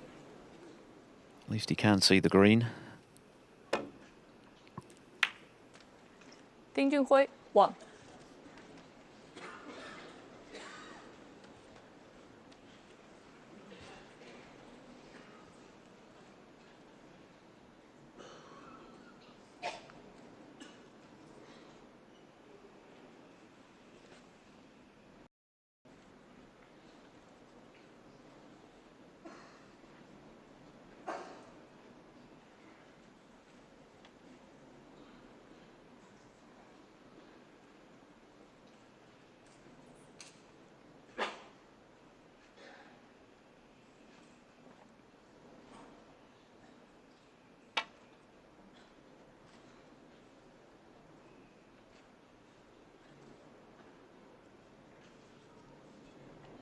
Foul and miss. Ding Junhui, 4.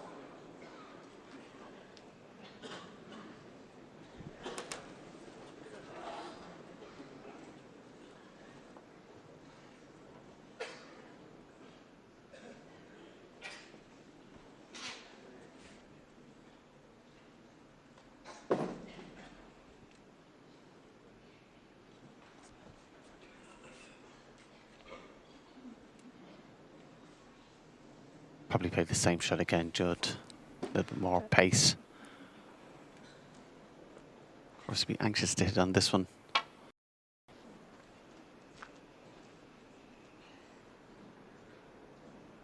Yeah.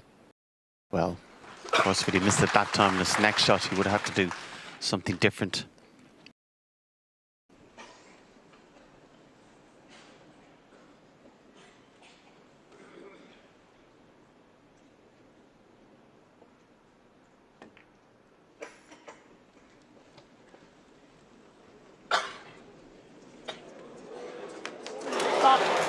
Judgment 4.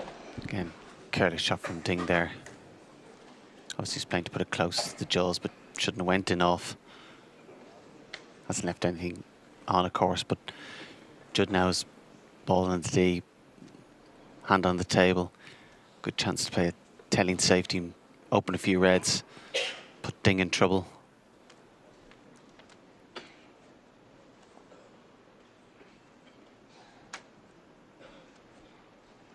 More important on Ding's safety shot that he kept on the side of the table rather than the length.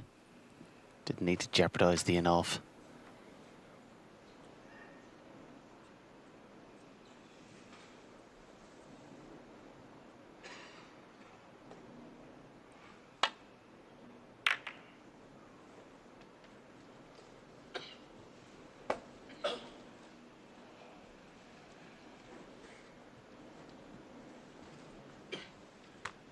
Didn't really take advantage of that at all, Judd. Again, chance falls to Ding to play a good safety shot.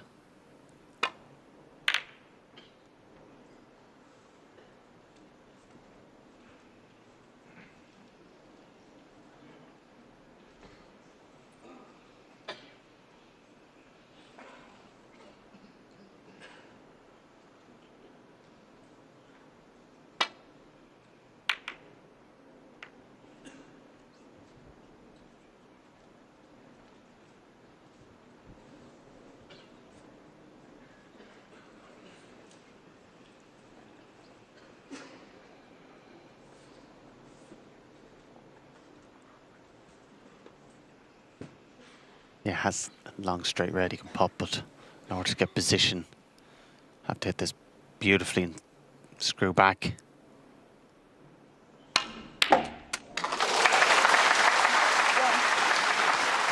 Terrific cueing. We saw him pot a spectacular red at the end of the 4th frame to clinch the frame. That was another sweet piece of cueing. In the last couple of seasons, that kind of shot requiring power, his timing, delivery of the cue hasn't been so good consistently, but he hit that beautifully. And the kind of shot give you a lot of confidence.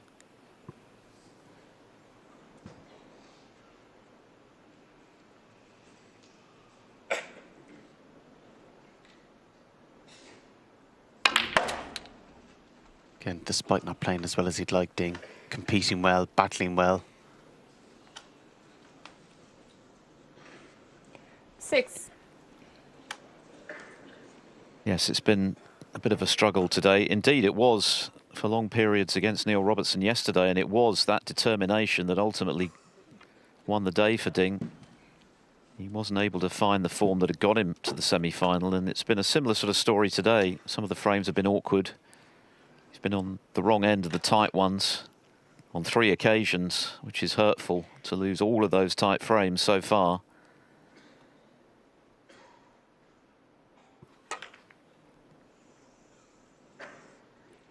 But he can still get out of this session in reasonable shape with the decisive session later to come.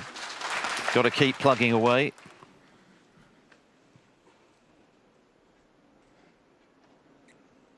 Even if he was to share the next 4 frames, 6-3 down.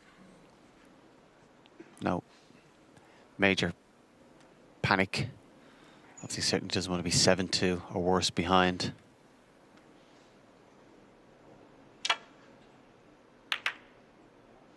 On the other side, Judd will be looking for as big a lead as possible.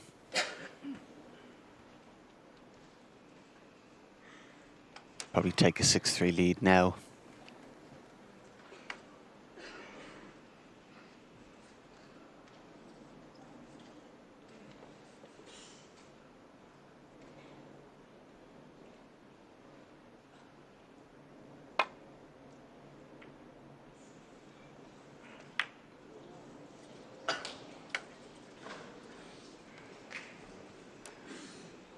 Caught that very fine. Ended up catching that green. Judd just coming down to have a look at that plant. Obviously he's left a red to the left of the table he could go for, but he'd love that plant to be a certainty. He's just looking at putting the first red onto the 2 that seem to be touching. If he feels it's too risky, he does have that other red. Still will require a good bit of queuing.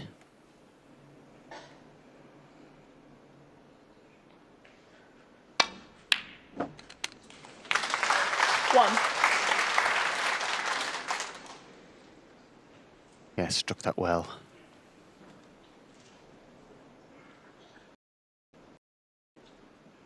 Still a bit congested down there.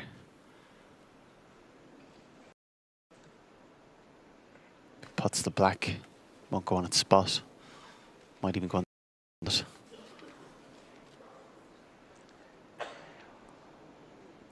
Just taking time to have a look. See what's the best way to attack this.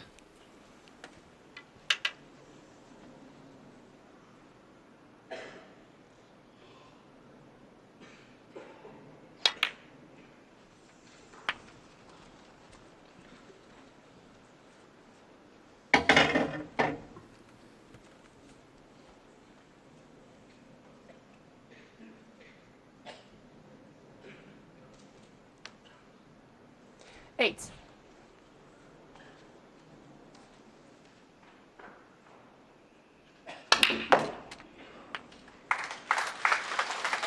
Nine. That was a bonus having the plant. A little bit unfortunate the reds blocked him to the blue. Of course, still has the yellow. At some point, he'll be looking to try and get an angle on the blue. He can play a cannon down. On one shot, he'd disturb the pink, the black, and a couple of reds.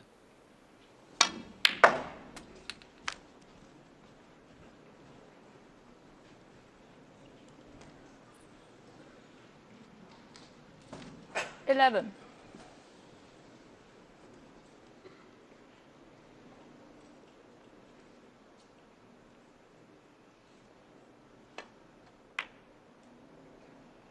Twelve.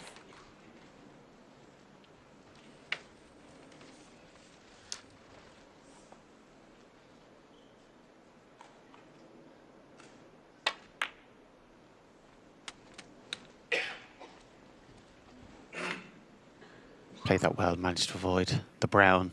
17. Just leave himself high on the blue. Is the option of that cannon I was talking about. Doesn't have to play with too much pace. It's going to disturb the pink and black. Just glance those couple of reds below it.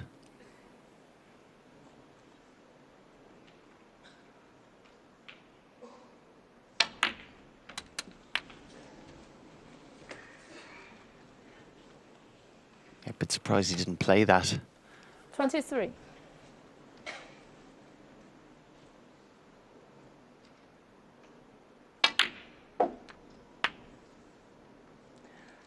$24. That's the danger of just picking off the reds. Each time you play it, you have to be high on the blue. Short or straight and you're in trouble.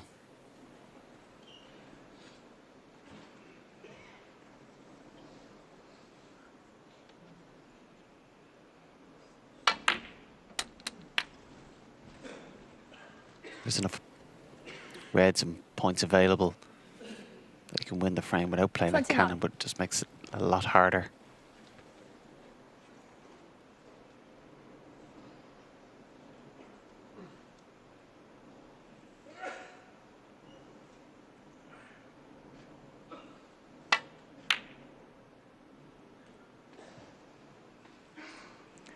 Judd Trump. So 29. Trump losing position. His lead 21. Of course, if Trump wins this frame, he's guaranteed a lead of some kind going into the final session.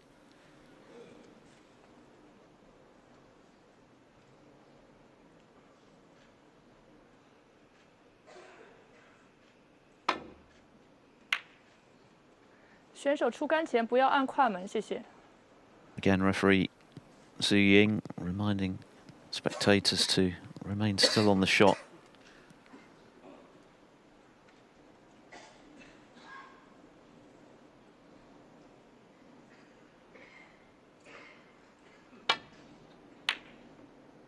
Oh no. Trump is normally very effective at those shots to nothing. That one he got wrong and caught the red, so being back at the table with half a chance.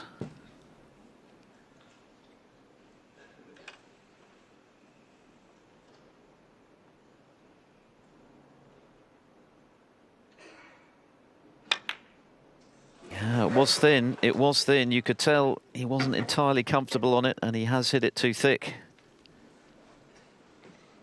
So a let off for Trump.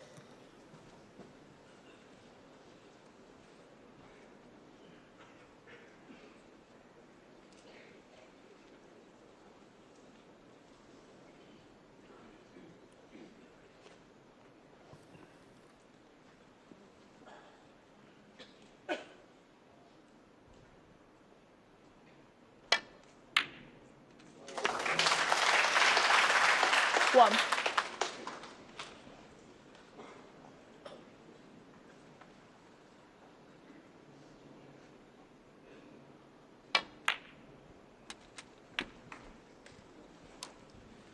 So Trump nicely back in amongst the reds. A chance to take his lead to 4 frames for the first time, which will put him in a very commanding position. And at this visit, he'd be far more reluctant 7. to play that cannon on the pink and black. The reds are in nice positions. Doesn't have to go anywhere near them. And also, if he was to break down, it's a little bit of insurance that both of them are tied up.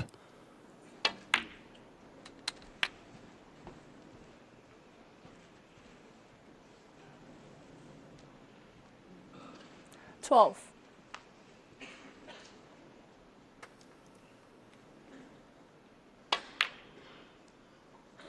13.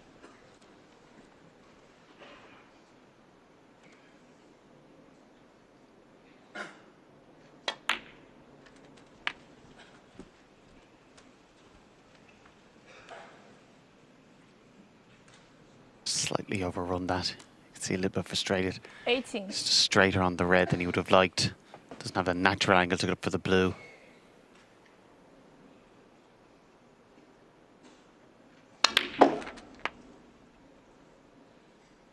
$19. And even with his cue pair, wasn't able to get high on the blue, but still low enough to have a nice angle to go off a couple of cushions for the red.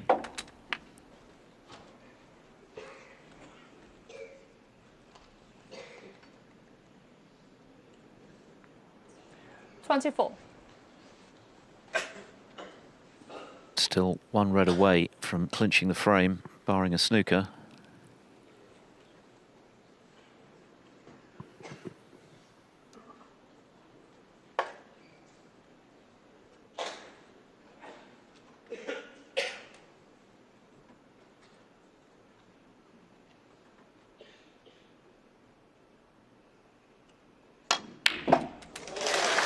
And that was drilled into the pocket. So Judd Trump tightening his grip on this final. It's not been a classic so far, but crucially, he's won all of the tight frames. Ding did have a chance to get back into this. Had that finish cut with the rest into the right centre. 28. In the event he undercut it, perhaps being wary that he might hit it too thin, and Trump has got back in and done the rest. Judd Trump, Barring snookers, that is. 49 the difference, so Ding needs 2.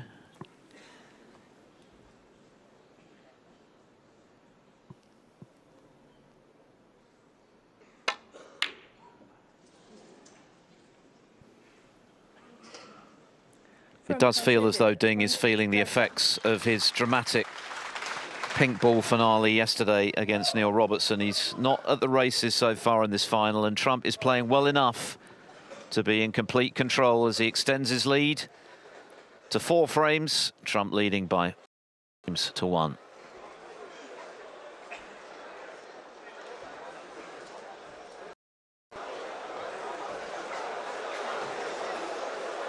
So Ding Junhui in a bit of trouble now in this World Open final. Let's hear plenty more time to relax and recuperate for this final, and it's showing at the moment. Trump is not playing at his best, but once again his match play skills, which he really has sharpened up in the last few seasons when he's become a serial winner, have been on show. And even though he's only made those breaks of 88 and 59, he's won 5 of the 6 frames. So Ding with work to do to get out of this session with a chance, a realistic opportunity to turn things his way tonight once he's had a bit of a rest between sessions. That's got to be his goal now. Thank you. Frame 7. And with that in mind, he's surely got to win 2 of the remaining 3 frames, Fergal, to give himself that opportunity. Absolutely, and for starters, he doesn't want to leave this red off the break again. More or less cost him 2 frames already. And a lot better there. And yes, certainly you feel he has to win 2 of these 3 frames. 6-3 is not too bad. He can regroup and come out and play better tonight. But of course, so can Judd. Judd hasn't been at his best. Again, if Judd is 6-3 up, it's probably more likely that he's going to come out and play his best stuff, having that lead. Ding has battled well, but you do feel that he's just lacking that little bit of energy. Needs something to change the dynamics of the match and also change the energy in the room. It's quite quiet and subdued. Again, if you can get a few frames on the board, get the crowd more involved, raise the atmosphere.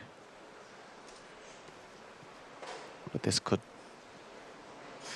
be not quite done and dusted, but Judd could certainly break the back of the match if it's 7-2. And of course, worst case scenario for Ding 8-1.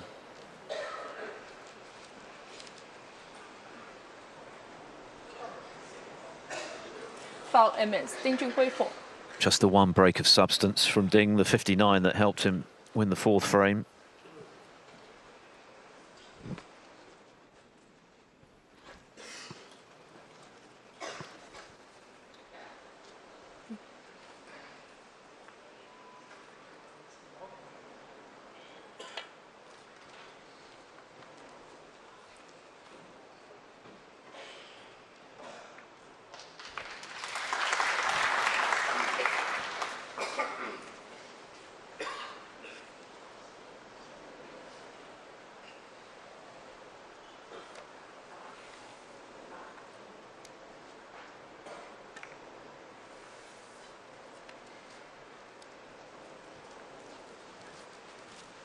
This session could have been very different, of course, had Ding pinched that 5th frame, and he had the opportunity. Played a terrific cannon to release the awkward brown, which Trump had pushed safe, but the blue was also awkward, and ultimately Trump won it on the pink.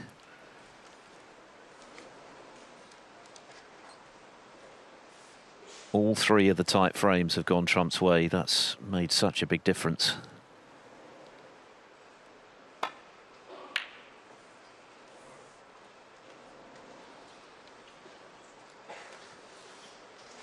Again, not the best safety hand on the table for Trump. Feeling confident with a big cushion now of 4 frames. Looking to go in for the kill in this first session.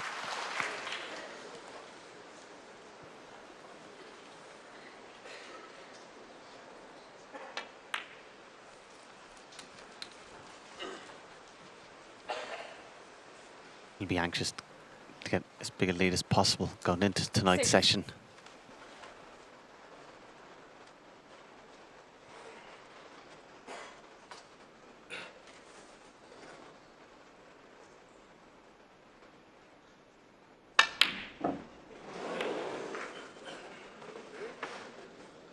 Judd Trump, 6. Yeah, surprising miss there.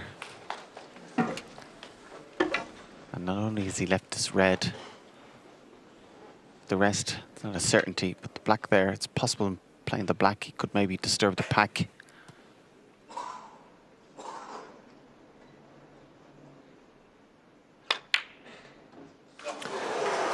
Yeah, 2nd frame in a row that Ding has missed with the rest when he had a chance.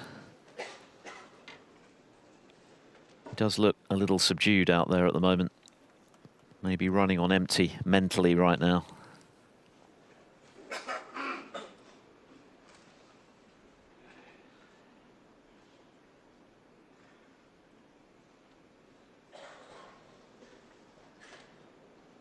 Yeah, just having a good look to see, has he the putting angle?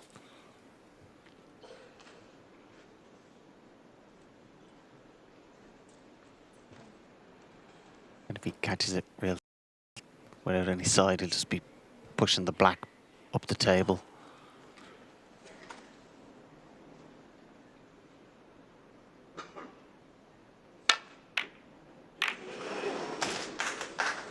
Yeah, didn't really have the angle, and that's why he played with that little bit of side, which just pushed it in. That's how he got the thicker contact, and he can consider himself very lucky, considering he missed it. Probably touching both, maybe.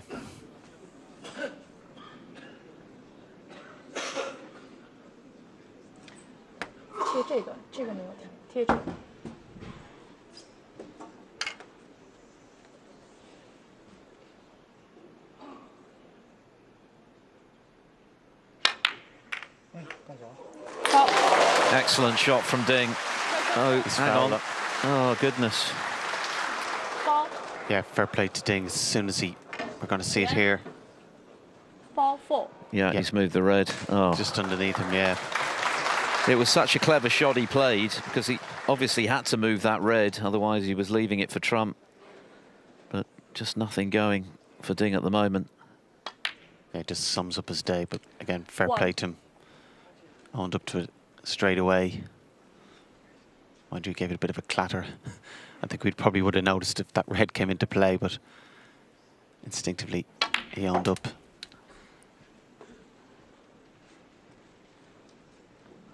Again, the reds in nice positions now. The black close to the corner. 6. Normally you'd expect Judd to win the frame from here. 7. Wouldn't say Judd's under pressure, but he'd be just keen to try and capitalise, make the most of this. There's no guarantee tonight Ding would play as poorly or feel as bad, so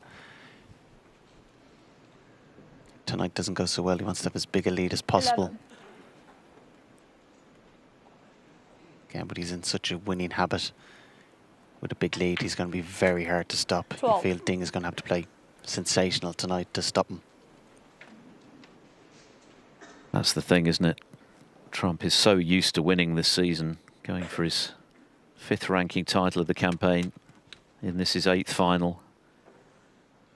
He's a great front runner in any case, but with so many titles under his belt already, it's going to be so difficult for Ding to wrestle back the initiative if Trump can carve out a really commanding lead, which is looking increasingly likely in this session. 6-3 would be tough enough for Ding to overturn anything worse than that, and it's very hard to see him getting back into things.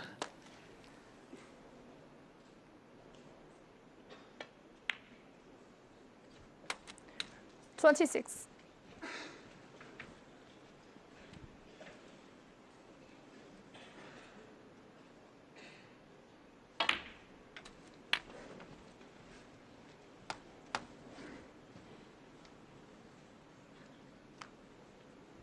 $31.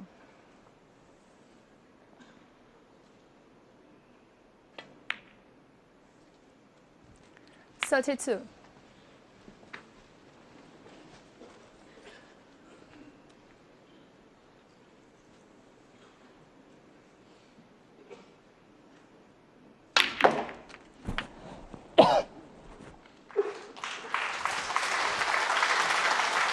Again, played that very well. 39. Played it with the strong right-hand side. When it comes off the cushion, that side actually takes it up left out into the middle of the table where he disturbed the reds. 40. Yes, looking like a formality now for 6-1. Ding, who executed that pot superbly, only to dislodge another red as he was queuing. It looks likely to cost him this frame. 47.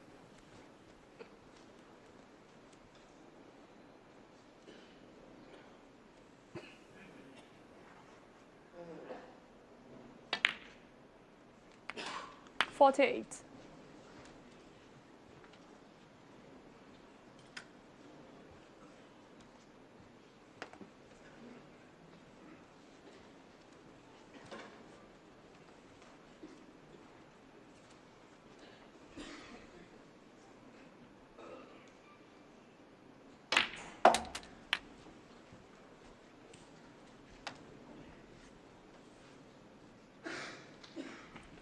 $53.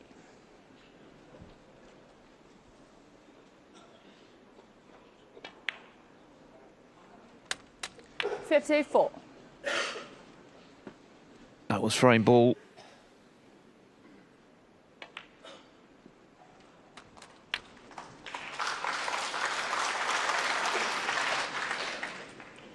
$59. Not only the next 2 frames have been important, but you also feel the start of the next 2 frames are important. 60. Feels imperative Ding gets in, gets first chance.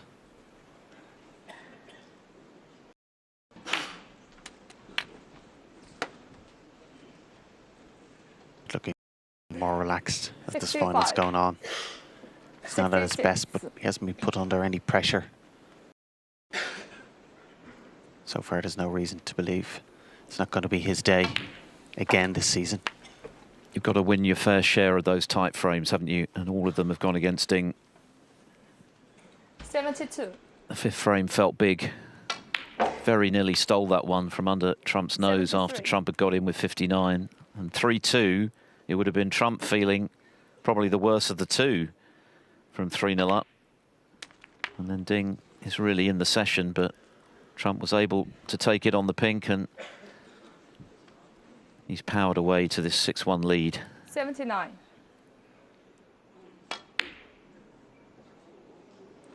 Judd Trump. A break of 79 then from Judd Trump after Ding inadvertently fouled when potting a red, immediately owning up to it. But his problems are deepening. Judd Trump powering to 6-1. Ding Junhui cutting a rather frustrated figure in his armchair there, and no wonder. The match has actually been closer than the scoreline suggests, but it is those tight frames that have really hurt Ding. They've all gone against him. Just 150 break from him, which helped win him the 4th frame. Aside from that, Judd Trump has held sway every time.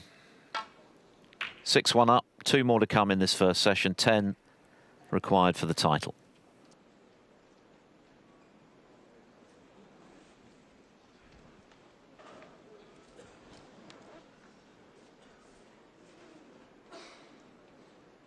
Judd's left that red for Ding. Just came down to see is the black available into the right corner.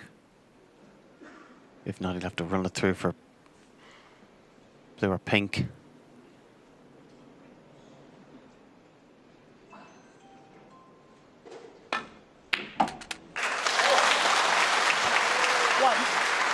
Actually elected to stun around the back of the black, and very good shot, particularly as foam went off just as he was about to strike the white.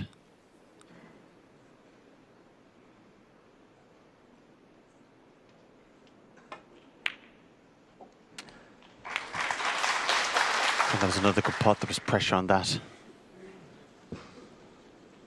8.9.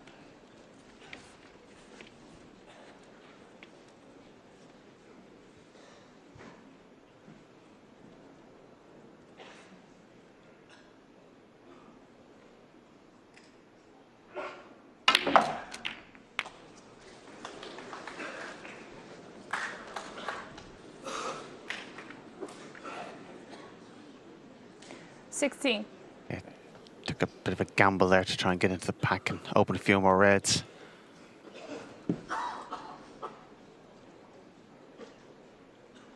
And on nothing.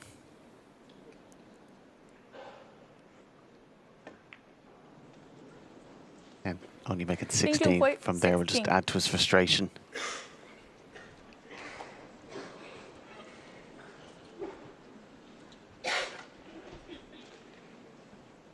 Yes, it was a terrific red to get in, but not much to show.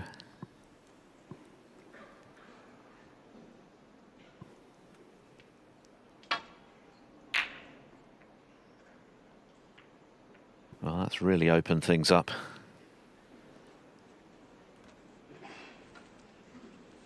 Whoever gets in next could make hay. Yeah, when you play a thick safety shot like that, imperative that you get a cover.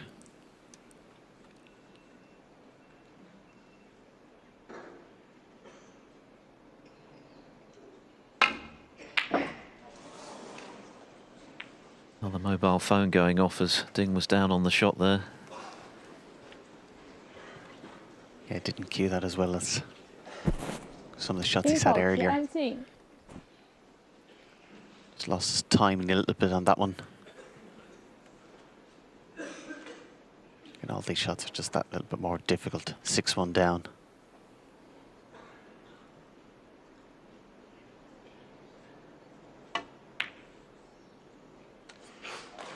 Another nice pot from Trump. It's that mental battle that you have in a situation like this to keep believing that it's possible to turn things around. Of course, it is possible. We saw Mark Allen do it to Ding in the UK Championship final last season from this precise position. 6-1 adrift. He ended up losing just 1 more frame. But it's so difficult, particularly when you're up against, in terms of the ranking tournaments, the player of the season.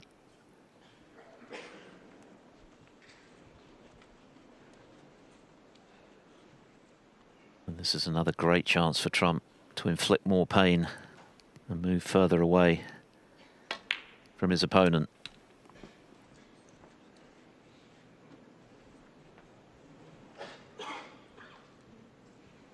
$12.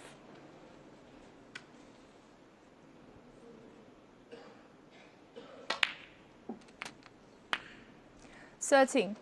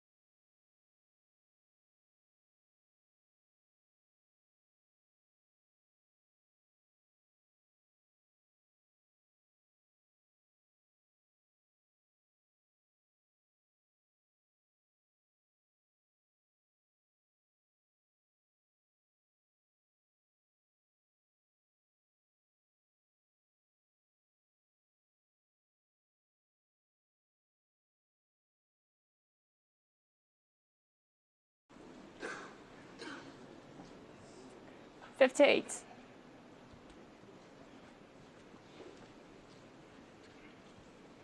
Of course, as I mentioned earlier, it's noticeable how quiet the arena is. That certainly wasn't the case at the start of this final. Huge 59. reception from this crowd for both players, actually, but of course Ding is worshipped here in China.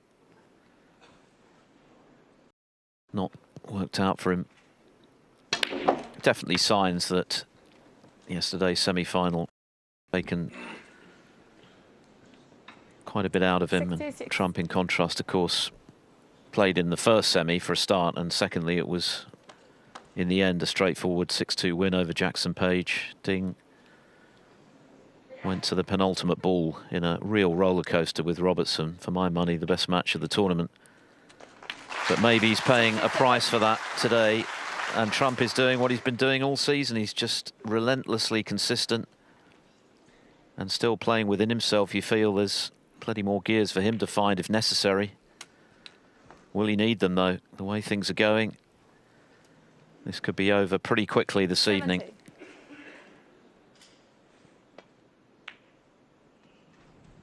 $71.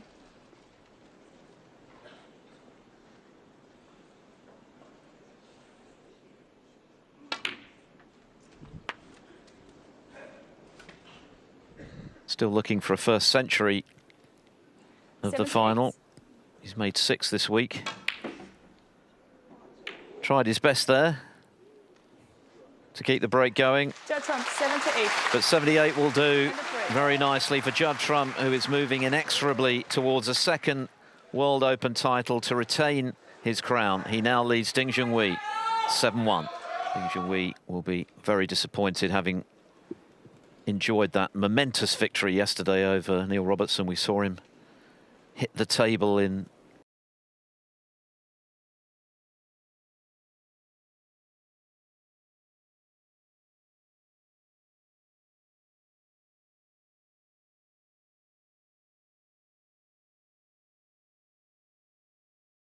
six behind with this final frame of session 1 to come. Trump 3 away from the title.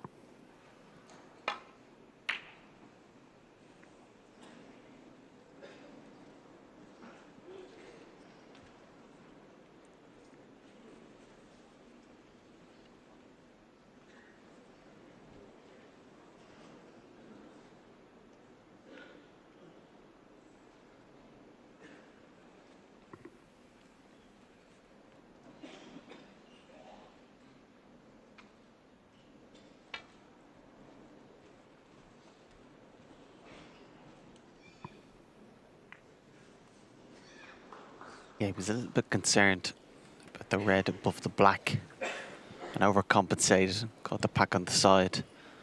Accepting this red, it's not easy. Certainly not made any easier by being 7-1 down.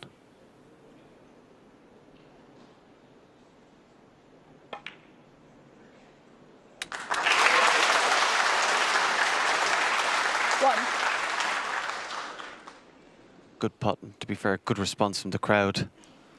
Obviously trying to give him some positive vibes, some energy. And even if he wins this 7-2 down, it's still very unlikely, but 5. so forget about that as best he can and just forget the score. 6. Just keep playing until if and when he runs out of time. Well, he certainly showed a lot of battling qualities yesterday when he was also below par against Neil Robertson. And that, in the end, got him through, because for large parts of that match, Robertson outplayed him, outscored him. Today, obviously, has been magnified. Just one frame to show into the pack, but you heard the gasps of frustration from his fans.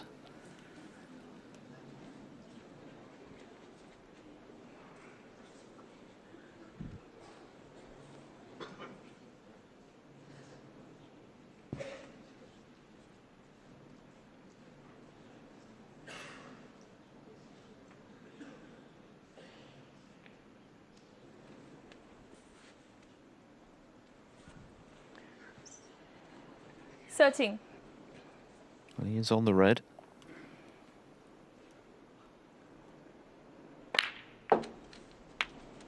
$14.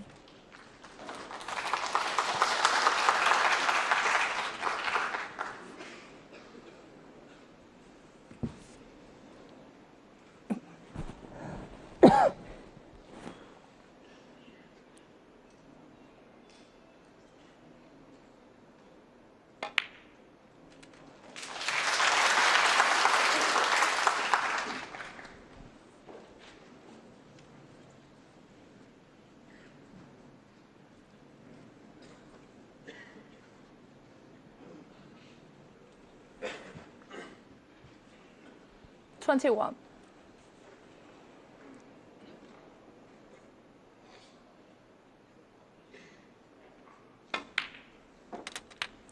22.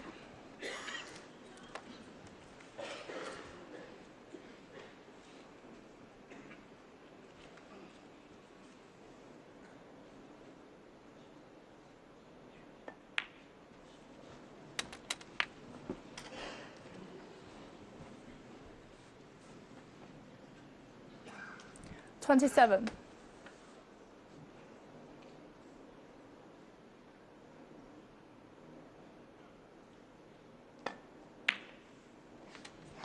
28.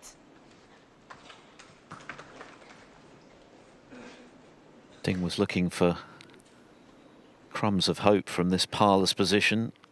He could look at Judd Trump's comeback last season in the World Grand Prix final against Mark Allen from 7-2 behind to force a decider, which of course Allen won, but it shows it is possible. First he's got to win this 35. frame.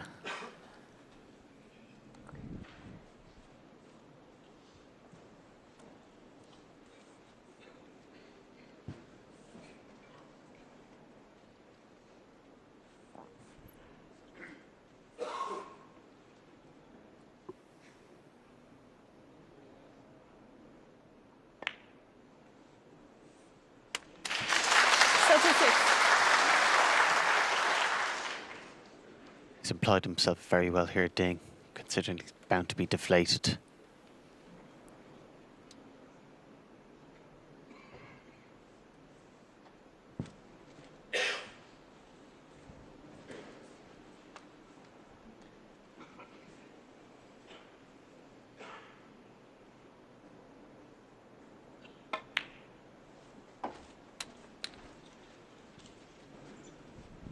That was one positive thing for tonight for Ding coming out. 7-2 down. No pressure on him. Everybody expecting Judd to win. So he can relax.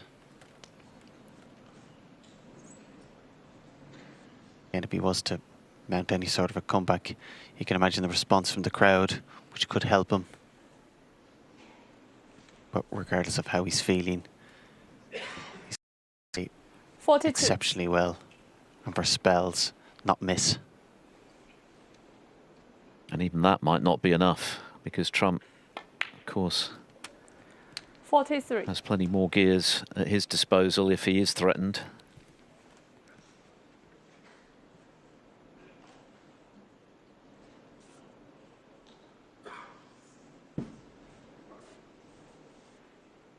But Ding right now will be thinking, we'll make him earn it. Victory from here, highly unlikely, but all you can do is give your best and see what happens. And he's certainly doing that right now in his bid to get just his second frame of this final on the board and finish a very disappointing session on a high note.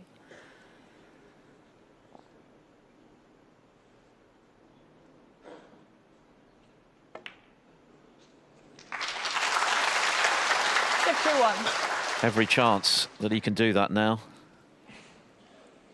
Just his second half century of the day.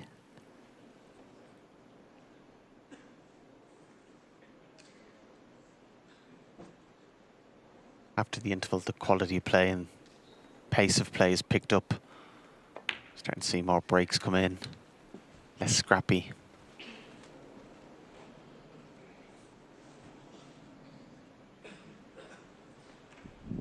$56. Ding scored I was just going to say, Trump has made 4 breaks of over 50, a top break of 88 in the 3rd frame, a couple of 70s in the last 2. 57. Yeah, it's starting to warm up the match, but unfortunately there is that big lead for Judd. But Ding has scored really, really heavy this whole tournament. Well, as I've seen him play in years, and that includes the run he had to the UK Championship. Yes, I agree. I think he has been quite outstanding all week, and yesterday he showed a different side of his game. He showed that he can really knuckle down and fight when he is struggling, but up to the match with Robertson he was fun.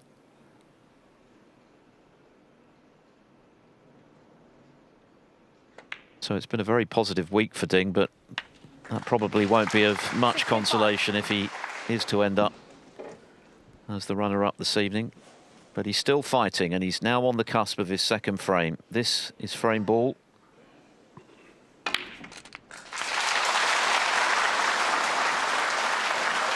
And that applause is well deserved, because he's 72. dug in here as he had to do, give himself some glimmer of hope. Just a reminder 73. of the snooker he has been playing to get to this final.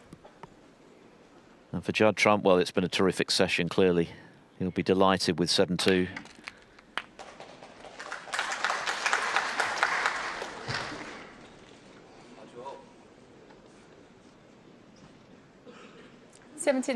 But now, a great chance to end this session with a century. The first of the final would be Ding's 9th of the week.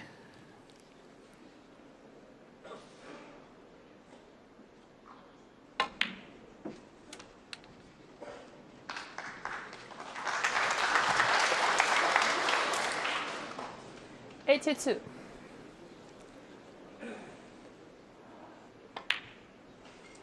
'83. Regardless of what happens tonight, the form Ding has shown, definitely going to be a serious threat for the World Championship, particularly if he shows what he's shown this week. 90. The heavy scoring 91. added to battling qualities which he showed, which you'd need over 17 days. You're not going to play brilliant all 17 days.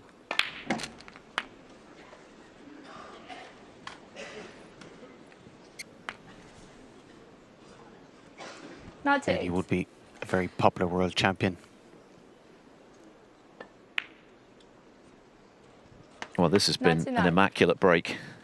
He certainly summoned the blood in this frame. And he's just sending a message to his opponent that he's going to go down fighting if he is to go down.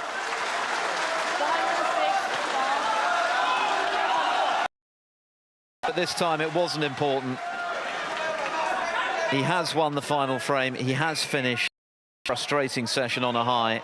But it's Judd Trump in complete control at the midway point of this World Open final. He leads by 7 frames to 2.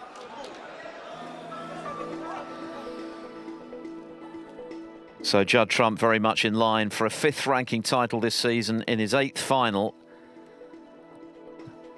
He hasn't played his brilliant best, but he's played well enough to win 7 of the 9 frames.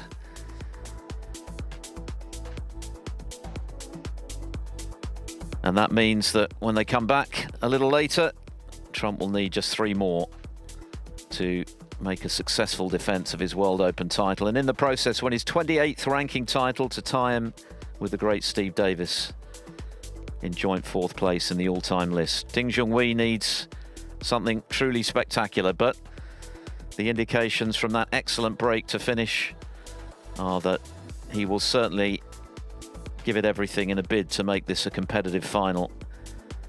5 frames adrift, though. He's got it all to do.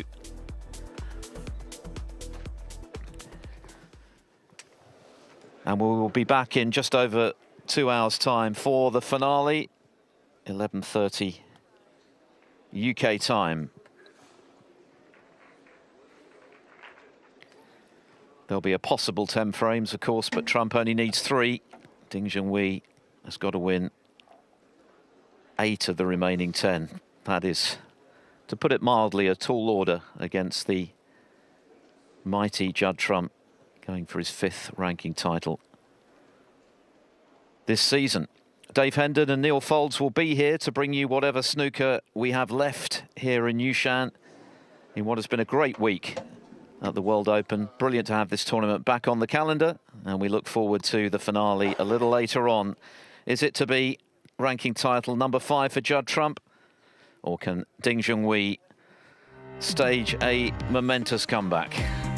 We'll find out in just over 2 hours' time, 12:30 CET, 11:30 UK, for the climax of the 2024 World Open Snooker, live here on Eurosport.